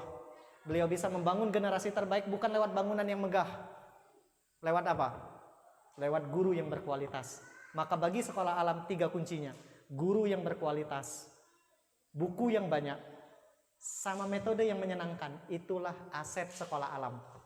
Sehingga bagi kami sekolah alam, duit banyak masuk itu bukan untuk bangun gedung, tapi untuk pelatihan guru-guru kami. Nah, dari mana kami dapat duit? Sedekah. Sedekah teman-teman, ya. Tapi kalau kita melakukan praktek riba, hilang duit kita. Kita lihat sekarang. Imam Ibnu Taimiyah, ya, yang sering dikenal dengan Syekhul Islam, beliau pernah mengatakan apa? Wal qalilu minal haram, harta sedikit tapi halal, yubaraku fihi, akan Allah berkahi. Nanti ada ciri-ciri harta berkah kayak tidak berkah di sini. Tapi kata Imam Ibnu Taimiyah, wal haramul katir, harta yang banyak tapi dia haram, termasuk harta riba, ia zahabu wa yamhaquhullah, akan Allah hilangkan dan akan Allah musnahkan harta haram tersebut. Ya. Ini buktinya kawan-kawan. Jika kita bermain dengan harta riba, pertama, uangnya dapat tapi kita bingung kemana lari ya. Dia kayak nggak ada bekas harta riba itu. Kalau kita periksa rekening kita, walaupun kita punya banyak duit dari hasil harta riba, itu kayak nggak ketengok, nggak ada bekasnya pokoknya. Tapi kalau kita tidak terlibat dalam praktek riba, rumah terbangun, ya, nah umroh duit ade, anak sekolah ade duit ya. Mau beli apapun dan mau butuh apapun, kalau kita tidak terlibat harta haram, Allah akan hadirkan uangnya dengan cara Allah sendiri. Sama kayak kami kemarin.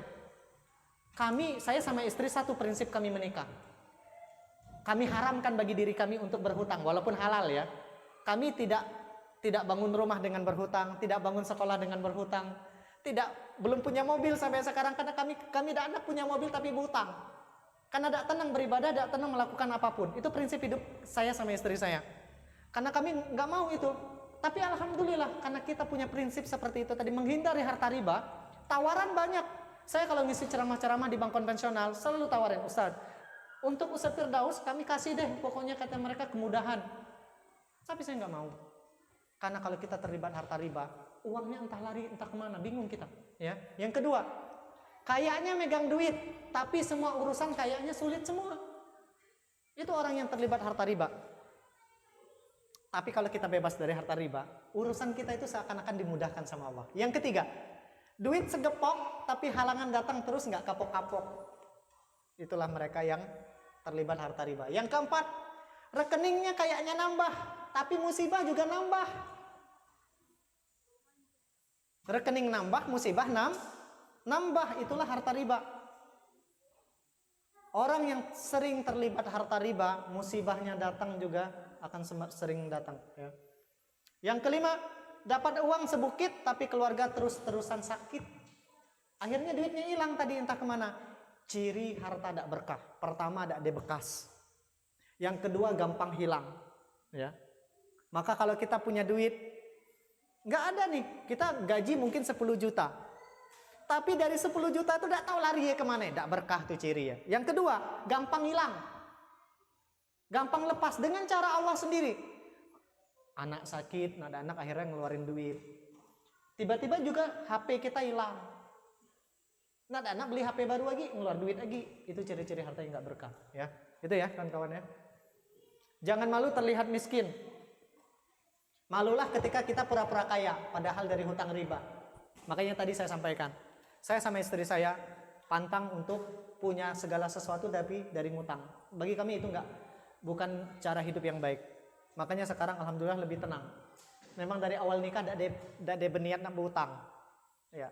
Untuk yang belum menikah boleh cari suami yang tidak nak ngutang. Jangan cari suami yang hobi ngutang. Ya.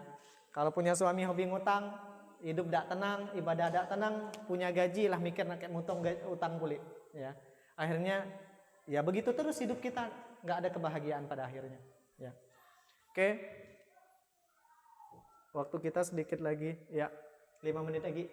9, pemakan riba teman sejatinya syaitan. Ya.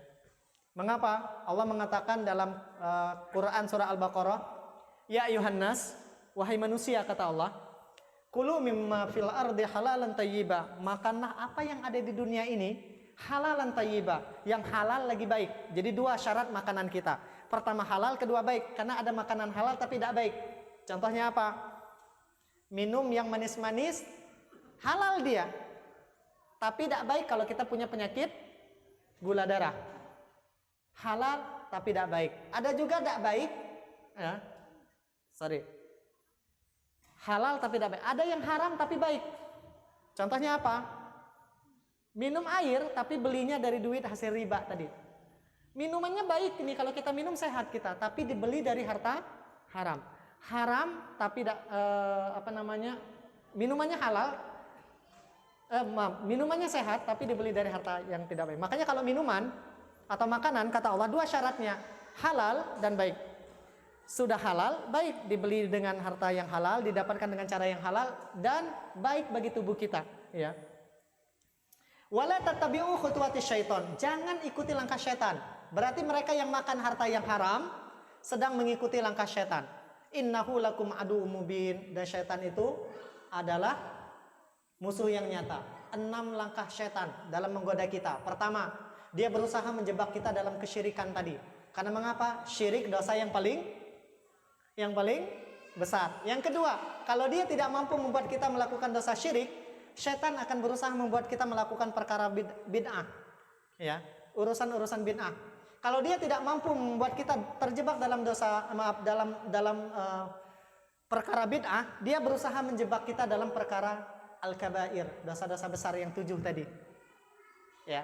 Kalau dia tidak mampu, dia berusaha menjebak kita dalam dosa-dosa kecil, as-sawair. Kalau dia tidak bisa membuat kita melakukan dosa kecil, dia paling tidak berusaha membuat kita melakukan perkara yang mubah tapi berlebihan. Apa contohnya? Makan, minum, tidur berlebihan. Nongkrong berlebihan. Mubah, boleh nggak nongkrong? Boleh banget. Tapi kalau berlebihan nggak boleh. Makan boleh nggak? Boleh. Minum boleh. Tapi kalau berlebihan, itulah pekerjaan syaitan.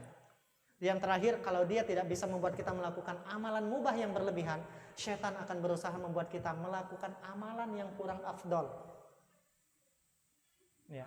Oke, Bapak Ibu yang dimuliakan Allah, kita lanjut. Yang ke-10, orang yang makan harta riba, amal solehnya terhambat. Terhambat ini 2 makna. Pertama, bisa jadi amal solehnya tidak Allah terima. Dia sholat, dia zakat mungkin, atau dia mungkin rajin melakukan kebaikan, tapi karena dia punya dosa besar, riba tadi, sehingga amalnya tidak Allah terima. Makna yang terhambat ini bisa jadi tidak Allah terima amal solehnya. Yang kedua, bisa jadi dia terhalang melakukan amal soleh. Buktinya apa? Al-Mu'minun ayat 51. Allah berfirman, ya ayyuhar rusul, wahai para rasul kata Allah, Kulu minat thayyibat, makanlah harta yang halal, wa amalu sholihah, dan kerjakan amal soleh. Teman-teman yang dimuliakan Allah, kalau kita pernah belajar ilmu tafsir, ketika Allah Subhanahu wa taala menyebutkan dua perkara dalam satu ayat, besar kemungkinan dua perkara itu ada hubungannya dalam ilmu tafsir. Seperti dalam ayat ini, Allah sebutkan harta halal dengan amal soleh, berarti ada pengaruh antara harta halal dengan amal soleh. Jangan-jangan selama ini kita malas pergi ke masjid gara-gara masih ada harta haram di tubuh kita. Jangan-jangan anak kita selama ini malas baca Quran karena kita menyuapin mereka dengan harta haram. Karena Allah mengaitkan amal soleh dengan harta haram. Seperti Allah menyebutkan misalkan dalam Quran surah Al-Asr itu, wal asri innal insana lafi khusrin illa alladzina amanu wa amilus solihat. Allah gabungkan kata iman dengan amal soleh. Karena mengapa? Iman tidak akan Allah akui kalau kita tidak beramal soleh. Amal soleh tidak akan Allah terima kalau tak punya iman. Ini dua perkara yang punya hubungan. Ini juga sama. Allah sebut dua perkara dalam satu ayat, berarti ada hubungannya teman-teman. Ya. Oleh karena itu, orang yang makan harta riba, amal solehnya tidak akan Allah terima. Dan bisa jadi inilah penyebab dia tidak mau melakukan amal soleh. Ada peluang sedekah, lewat aja tuh. Kotak infak lewat di hari Jumat. Karena kita di tubuh kita ada harta haram. Ngeluarin duit 1.000 aja, beratnya luar biasa. Rumahnya di samping masjid. Kalau kita terbiasa dengan harta haram, harta riba khususnya, azan kedenger, tak sanggup dia melangkahkan kakinya ke masjid. Kalau kita punya harta riba. Selanjutnya, kita percepat. Yang 11, memakan harta riba berarti mengikuti kebiasaan orang Yahudi. Quran surah yang kelima. Apa yang kelima? Oh, lupa urutan surah kita nih. Al-Fatihah, Al-Baqarah, Ali Imran, An-Nisa, Al-Maidah. Al-Maidah, betul ya? Quran surah Al-Maidah ayat 62. Allah mengatakan wataro katsiran minhum. Mau tahu karakter orang Yahudi? Kalian akan dapati kebanyakan orang Yahudi itu yusari'una fil itsmi wal udwan. Bersegera untuk melakukan perbuatan dosa dan membuat orang berkelahi. Jadi yang sering mengadu domba orang itu karakter Yahudi. Wa aklihimus suhd, dan mereka suka makan harta riba. Karakter orang Yahudi, makan harta haram. Ya, dalam ayat yang lain, An-Nisa ayat 160-161. Fabidhulmin minal ladzina hadu, karena kezoliman orang Yahudi, haramna alaihim thayyibatin, kami haramkan bagi mereka harta-harta yang haram, yang halal, lalu Allah haramkan uhillat lahum, ya. Wa bisaddihim an sabilillah, karakter orang Yahudi menghalangi orang untuk berjihad di jalan Allah. Orang mau belajar, enggak usah dak belajar kia. Ustadznya macam nih. Itu karakter Yahudi. Enggak usah dak belajaran kayak aliran ya, kayak kelompok nih, itu karakter Yahudi. Enggak usah dak bersedekah, itu karakter Yahudi. Apalagi karakter Yahudi, wa akhzihimur riba, makan harta riba, karakter Yahudi. Berarti kalau kita sekarang masih melakukan praktek riba, kita sama dianggap sama Allah seperti orang Yahudi, ya. Yang selanjutnya, memakan harta riba penyebab masuk neraka. Rasulullah bersabda, kullu lahmin, setiap daging yang tumbuh, kata Rasulullah, nabata min sukhtin atau nabata min haram, yang tumbuh dari sesuatu yang haram, maka yang pertama akan memakannya pannaru aulabih, neraka yang pertama akan memakannya. Nauzubillah, Bapak Ibu yang dimuliakan Allah. Kalau kita bekerja pagi siang malam, lalu kita pulang ke rumah, kita suapin kayak anak istri kita.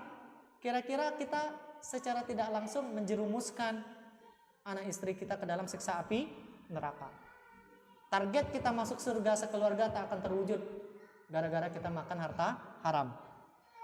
Makanya kalau saya misalkan ngisi kajian parenting, gimana kiat-kiat supaya bisa masuk surga sekeluarga, salah satu diantaranya harus memastikan harta yang dimakan oleh keluarga tersebut semuanya adalah harta halal. 1 rupiah aja harta haram yang dimakan oleh anak istri kita, udah kita masuk neraka. Bisa jadi berjamaah masuknya dengan anak istri kita, ya. Oke, Bapak Ibu yang dimuliakan Allah, yang ke-13 kita percepat. Harta riba penyebab doa tertolak. Artinya enggak akan Allah kabulkan. Hadisnya panjang. Saya bacain. Innallaha thayyibun. Allah itu maha baik. La yaqbalu illa thayyiba, dan Allah enggak akan mungkin menerima kecuali sesuatu yang baik juga. Wa innallaha amaral mu'minin bima amara bihil mursalin. Allah telah memerintahkan orang beriman seperti Allah dulu memerintahkan para nabi dan rasul. Apa perintahnya? Ya ayyuhar rusul, kulu minat thayyibat wa amalu solihah, yang tadi. Wahai para rasul, makanlah harta halal dan kerjakan amal soleh. Kemudian kita lanjutkan sampai sini. Tsumma dzakara, lalu Rasulullah menyebutkan ar-rajula, ada seorang laki-laki yutilus safar, melakukan safar, syarat dikabulkan doa. Salah satu waktu yang mustajab berdoa saat kita melakukan safar. Orang ini melakukan itu. Yang kedua, yamuddu yadaihi, asya aghbaro, pakaiannya kusam kumal penuh debu, menunjukkan perjalanannya sangat jauh.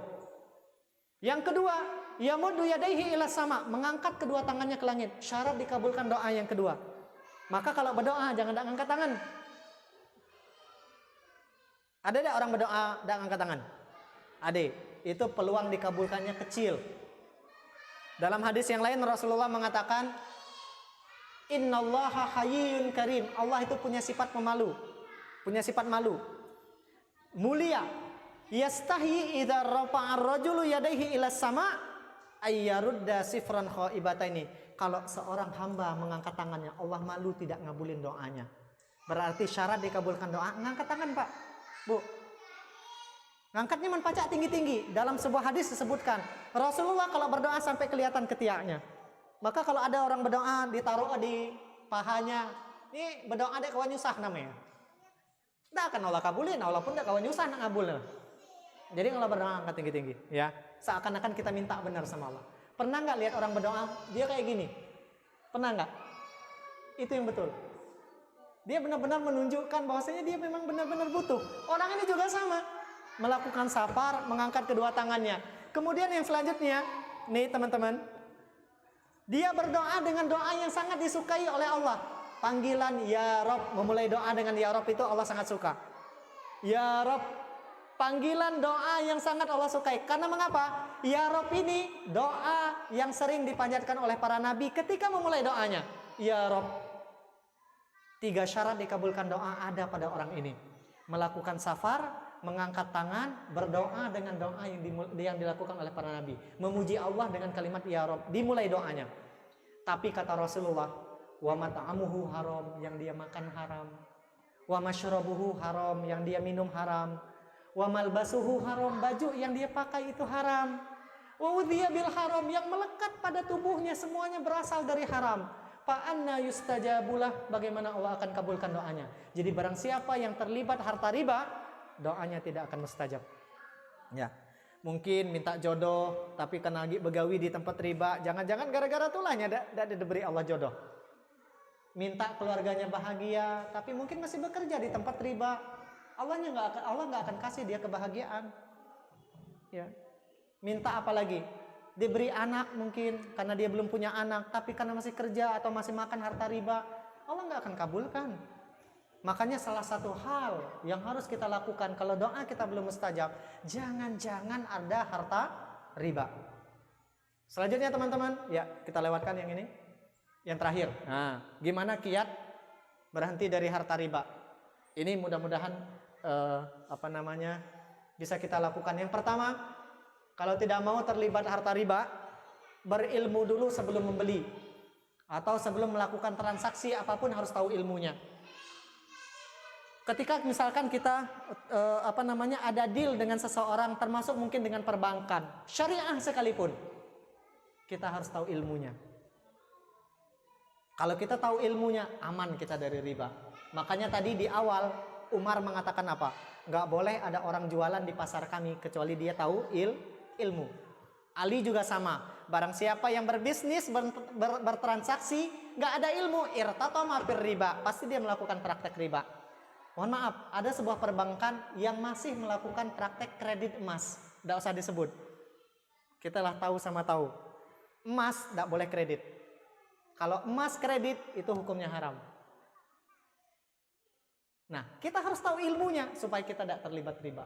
Walaupun syariah sekalipun, kalau praktek atau produknya itu tidak syar'i, jangan diikutin. Makanya syarat pertama atau kiat pertama, pengen selamat dari harta riba, tahu ilmunya. Yang kedua, Mengetahui bahaya riba. Nah, malam ini kita telah tahu betapa bahayanya riba. Bisa jadi orang-orang selama ini sulit keluar dari riba karena dia tidak tahu betapa bahayanya riba, baik dunia akhiratnya, baik bagi dirinya secara individu, bagi keluarganya, bahkan mungkin bagi masyarakat secara umum. Dia tidak tahu, tapi dengan dia tahu bahaya riba, dia akan bisa membentengi dirinya. Yang ketiga, tidak bermudah-mudahan dalam berhutang, yang tadi yang sampaikan. Makanya kami punya prinsip dana berhutang, karena kalau berhutang tuh rawan sekali kena riba. Rawan. Bahkan salah satu jenis riba itu adalah riba qardun sama riba jahiliyah, itu hutang. Riba itu hanya berputar kepada dua hal. Pertama hutang, kedua bisnis jual beli. Riba. Makanya riba para ulama sering membaginya ada 4. Riba hutang ada 2, riba jual beli ada 2 nanti. Di pertemuan berikutnya kita akan bahas insya Allah. Ya. Makanya kalau kita terhindar dari hutang, insya Allah peluang kita terlibat dengan riba semakin kecil. Tidak berhutang, insya Allah tidak akan berriba. Yang punya hutang, ya tidak tahu ngapain mungkin. Tinggal sekarang diperbaiki aja. Dilunasi, jangan tidak dilunasi hutangnya. Karena Rasulullah mengatakan apa? Khairukum ahsanukum qada'a. Yang paling baik di antara kalian adalah yang paling baik saat melunasi hutangnya. Karena banyak orang kalau minjem itu dia dengan cara yang baik, ucapan yang baik, penampilan yang baik, dan senyum yang terbaik. Bandingkan dengan dia bayar hutang, lebih garang daripada yang punya duit. Benar tak, Bu? Ada tidak di sini orangnya? Iya, kalau kita pernah memberi hutang sama seseorang, lalu kita tagih dan itu hak kita, dia lebih garang daripada kita. Makanya benar kata Rasulullah, khairukum ahsanukum qada'a. Manusia yang paling baik di antara kalian adalah yang paling baik ketika melunasi hutangnya. Lebih bagus tidak usah berhutang. Ya. Yang keempat, memiliki sifat qanaah. Qanaah itu apa? Merasa cukup dengan pemberian Allah. Kalau sudah punya motor, syukuri motornya. Tidak usah berpikir nak punya mobil. Selagi masih bisa dipergunakan, ya udah pakai aja ya motornya. Itu qanaah. Sudah punya istri 1, tidak usah nak nambah duit. Qanaah dengan istri siko. Itu mencukup. Mendak cukup, tidak tahu ngapain lah. Nambah-nambahlah. Mendak diberi jangan. Ya. Sudah punya rumah, bisa tempat tinggal. Tidak usah berpikir nak memperbagus lagi kayak tetangga kita. Itu tidak qanaah, tidak pandai bersyukur. Qanaah itu merasa cukup dengan pemberian Allah. Makanya Ali mendefinisikan takwa dengan 4 hal. Takwa menurut Imam Ali 4 indikatornya. Apa? Al-khawfu bil jalil atau al-khawfu minal jalil, takut kepada Allah. Al-amalu bitanzil, mengamalkan apa yang Allah turunkan Al-Qur'an dan Sunnah. Kemudian al-isti'dad liyaumir rahil, mempersiapkan diri bertemu dengan hari kematian. Yang keempat, al-qanaah bil qalil, merasa cukup dengan pemberian Allah walaupun sedikit. 4 indikator takwa. Saya ulangin. Al-khawfu minal jalil, takut kepada jalil. Jalil jalla jalaluh siapa? Allah. Al-khawfu minal jalil.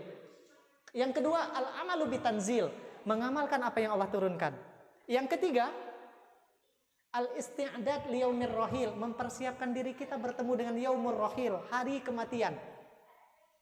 Yang keempat, al-qanaah bil qalil, merasa cukup dengan pemberian Allah walaupun mungkin sedikit. Saya boleh jujur, saya sekarang nonton film PPT. Tahu PPT? Para Pencari Tuhan. Itu ceritanya dahsyat. Orang-orang yang tidak punya harta banyak tapi mereka bersyukur dengan pemberian Allah. Pernah nonton PPT, Pak? Para Pencari Tuhan pernah ya? Yang sinetron dulu tuh di SCTV kalau tidak salah, bulan puasa. Nah sekarang saya lagi nonton ya, karena dulu saya waktu di Mesir lompacak nonton waktu ya, sibuk belajar. Nah sekarang belum. Tapi di situ benar mengajarkan kita untuk bersyukur. Kampung yang dia bukan kampung kaya, yang orang kayanya cuma Siko, Pak Jalal namanya. Ya. Yang siapa? Pemerannya itu. Nah, itulah pokoknya ngeselin dia. Kalau dia sedekah ngeselin orang.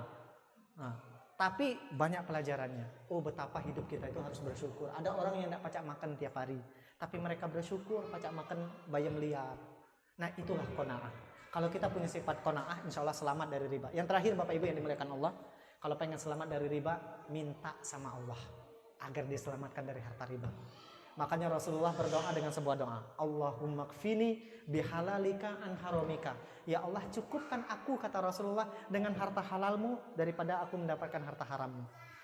Itu doa Rasulullah. Karena kita mungkin setelah berikhtiar tapi masih terjerat riba, apalagi dengan kondisi kita di Indonesia yang peluang terbebas dari riba itu sangat kecil. Betul nggak, Pak? Gaji harus transfer Bank Sumsel Bubble yang PNS kan. Nggak enak dia transfer di bank syariah. Pokoknya mendak lewat bank tuh nggak enak, cair duitnya. Dulu saya ngisi pengajiannya Ustadz Dedek Yayasan Mardotila, yang sekarang saya yang handle karena Ustadz Dedek sibuk banyak amanah. Dilimpahkan ke saya. Ibu-ibu itu banyak ibu-ibu pensiun. Ustadz, kami tidak ada yang ngambil duit itu di bank konvensional. Dana pensiun kami tidak cair. Cuman nih Ustadz, sekarang itu kita hampir-hampir tidak selamat dari harta riba. Maka teman-teman yang dimuliakan Allah, salah satu caranya malah kondisinya kayak sekarang, minta sama Allah. Berdoa sama Allah supaya apa yang kita makan, apa yang kita minum, dan apa yang kita miliki semuanya adalah harta halal. Wallahu a'lam bishawab. Mungkin ini yang bisa saya sampaikan, Bapak Ibu yang dimuliakan Allah. Kebenaran datangnya dari Allah. Semoga Allah senantiasa menyelamatkan kita dari harta riba, dari harta haram. Mudah-mudahan Allah juga memberkahi rezeki kita, dan mudah-mudahan Allah Subhanahu wa taala senantiasa memberikan petunjuk dan hidayahnya kepada kita, sehingga kita semua, apapun yang kita lakukan, apapun yang kita ucapkan, dan apapun yang kita pikirkan selaras dengan apa yang Allah mau. Amin ya rabbal alamin. Wallahu a'lam bishawab. Assalamualaikum warahmatullahi wabarakatuh. Waalaikumsalam warahmatullahi wabarakatuh. Tema kita malam ini luar biasa ya. Cuaca dingin tapi bikin badan agak meriang-meriang. Agak bikin gitu Ustaz. Oh. Saya ini mantan pelaku riba ya. Tahun 2016 itu saya tinggalkan.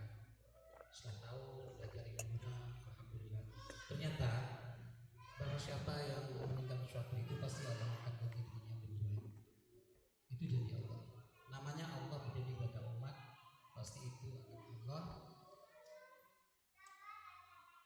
laksanakan. Tidak ada janji kita manusia bukan manusia, kalau berjanji itu bisa saja berubah. Tapi Allah kalau sudah berjanji pasti akan dikabulkan. Ya, intan suruh menghukum, waisabit ibamakum. Barang siapa yang meninggal suatu karena Allah, maka Allah akan menolongnya dan akan meneguhkan kedudukannya, seperti itu ya. Dan saya juga mendengar Ustaz Firdaus tadi menyampaikan tausiahnya untuk kita semua. Pernah juga Ustaz menyaksikan orang baik yang meninggal dalam keadaan sholat ya, ketika sholat sama-sama di masjid di bulan puasa, sebelum sholat tarawih, sholat isya dulu. Nah di sholat isya itu ketika waktu sujud itu beliau itu tidak berangkat lagi gitu. Jadi selesai sholat isyanya baru langsung dipapah ya. Luar biasa insyaallah ya. Mudah-mudahan kita semua kawan-kawan, Bapak Ibu Ayah Bunda, kita ikhtiarkan malam ini untuk meninggalkan sesuatu yang memang Allah murka gitu. Apalagi cerita tentang riba itu luar biasa ya, luar biasa. Karena seperti tadi dikatakan ya, barang siapa meninggalkan sesuatu pasti Allah akan ganti dengan sesuatu yang lebih baik untuk kita. Menjalani hidup tidak bisa dengan pakai kacamata logika, tapi menjalani dengan kacamata iman ya. Kalau sudah berjalan dengan kacamata iman, insya Allah ya, hal-hal yang tak terduga itu akan Allah hadirkan untuk kita, kehidupan kita ya. Nah kita masuk pada sesi tanya jawab. Biasa di akhir acara ini sesi terakhir ya.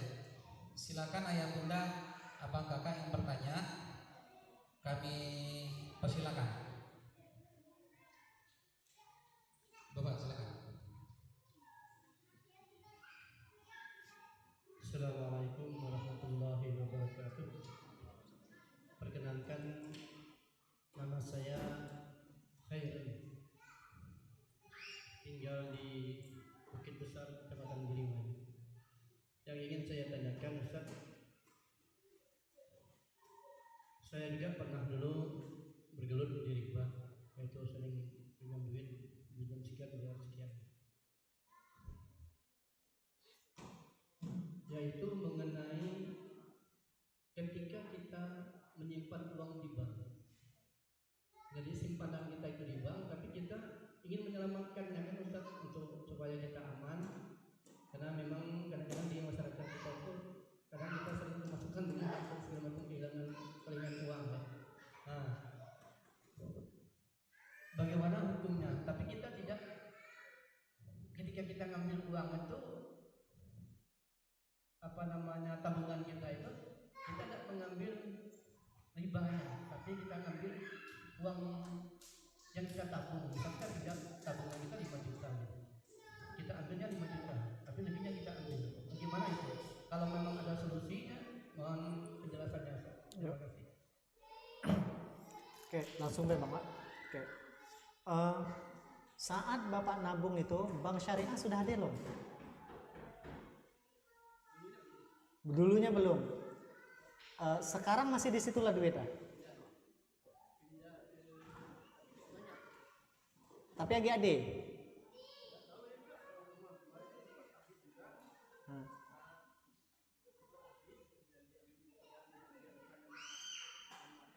Oke, ya.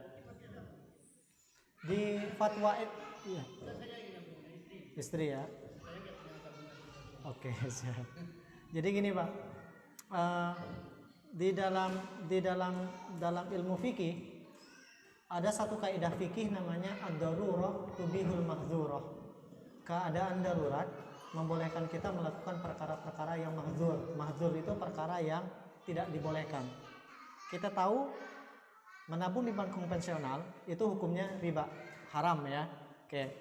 Namun seandainya saat kondisi Bapak nabung itu tidak ada jalan lain, perbankan syariah belum ada sama sekali. Pada saat kondisi itu dan Bapak tidak ngambil bunganya, itu dibolehkan. Bahkan MUI mengatakan demikian.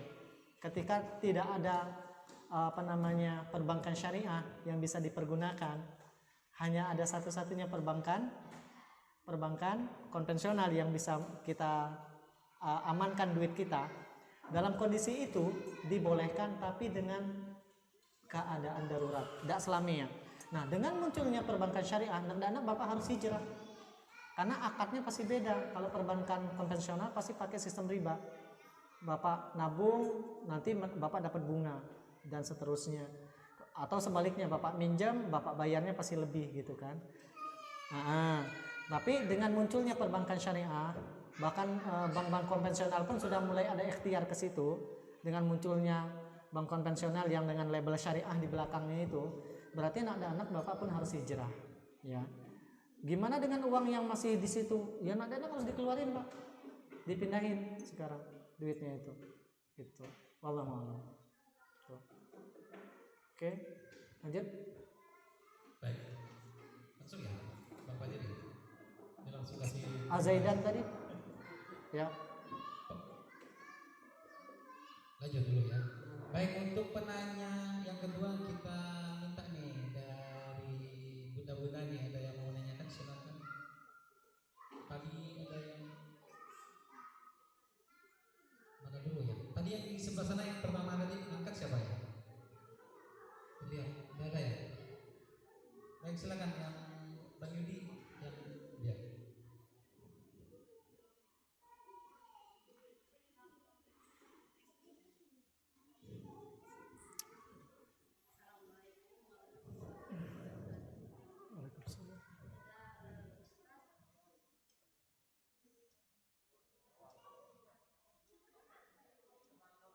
Dipicit Bu.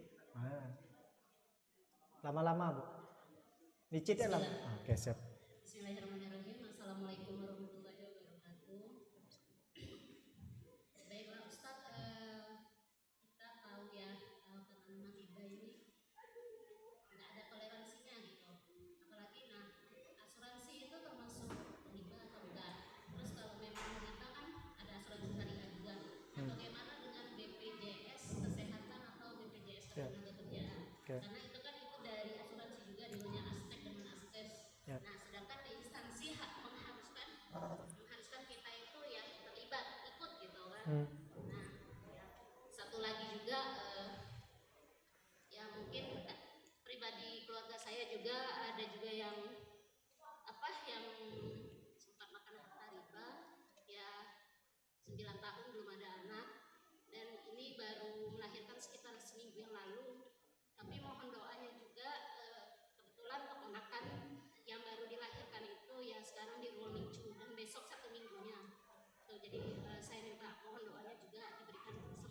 Oke. Itu ya. Terima kasih. Assalamualaikum warahmatullahi wabarakatuh. Waalaikumsalam warahmatullahi wabarakatuh. Bapak Ibu yang dimuliakan Allah, hukum itu ada berapa ya?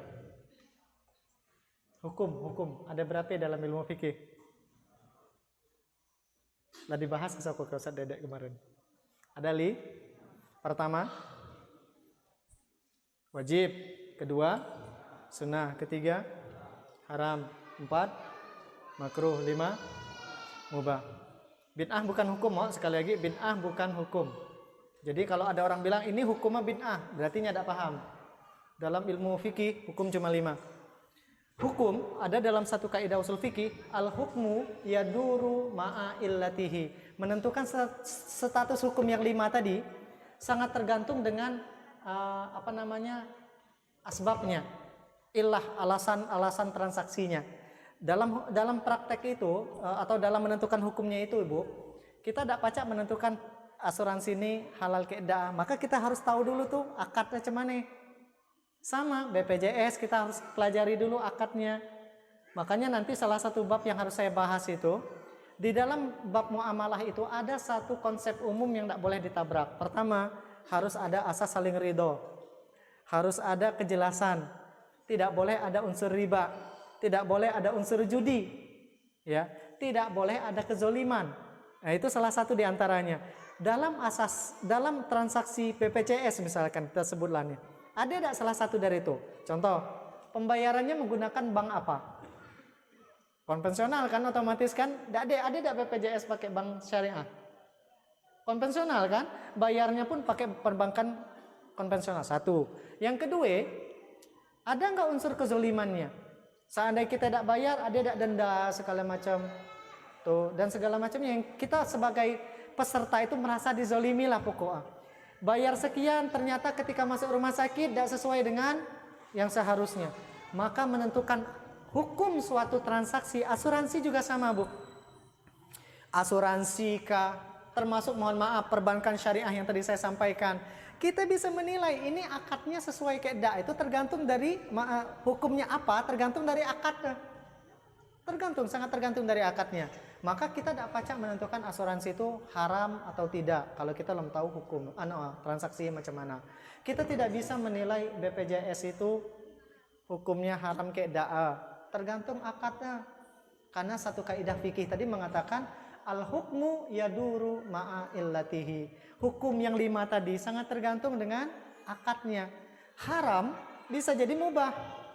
Kayak makan bangkai yang sering saya ceritakan. Makan bangkai hukum asalnya haram, tapi kalau nggak ada makanan lain yang pacak dimakan, yang kalau kita tidak makan tuh kita mati, makan bangkai yang hukumnya haram pacak berubah jadi wajib.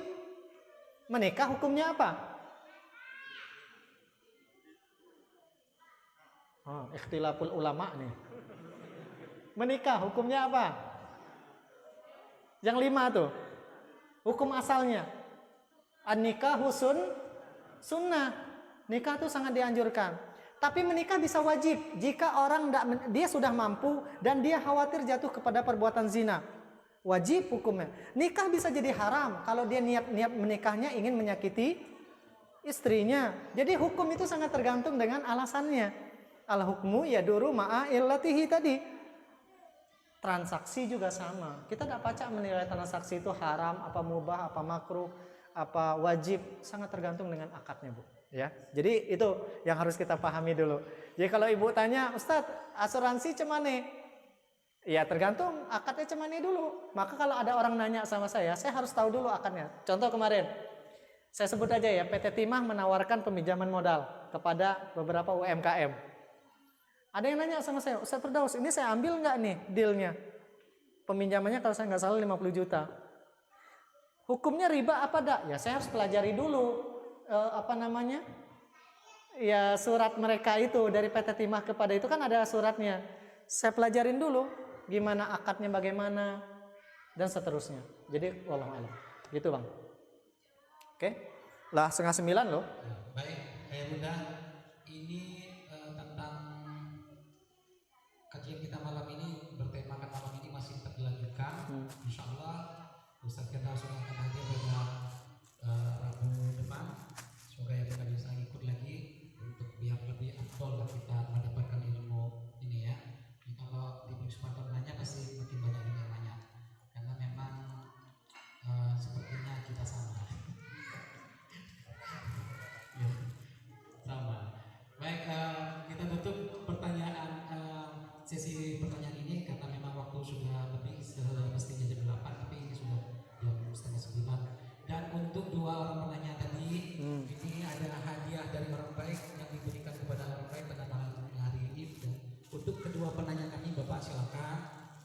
Bunda, silakan Bunda. Bapak. Ini kayaknya saya dapat bisik-bisik tadi jilbab Pak. Nah, Bapak jangan pakai jilbabnya ya Pak ya. Kasih sama Bunda saja buat pakai jilbab di rumah. Karena Bapak nanya lu warna apa nang? Basing. Enggak dia warna basing, Pak. Warna merah deh. Ibu, karena Ibu baju hijau, ambil jilbabnya hijau. Oke, jazakumullah. Sama-sama. Oke, syukran. Baik ayah bunda, abang kakak. Jadi kajian kita pada hari ini selesai. Tapi nanti setelah ini kita lanjutkan dengan sholat isya berjamaah bersama, dan setelah itu kita lanjutkan juga. Alhamdulillah ada orang baik yang memang berinfak memberikan makanan buat kita malam ini, ya, buat kita makan malam. Dan kita tutup kajian malam ini dengan doa penutup majlis. Subhanallah.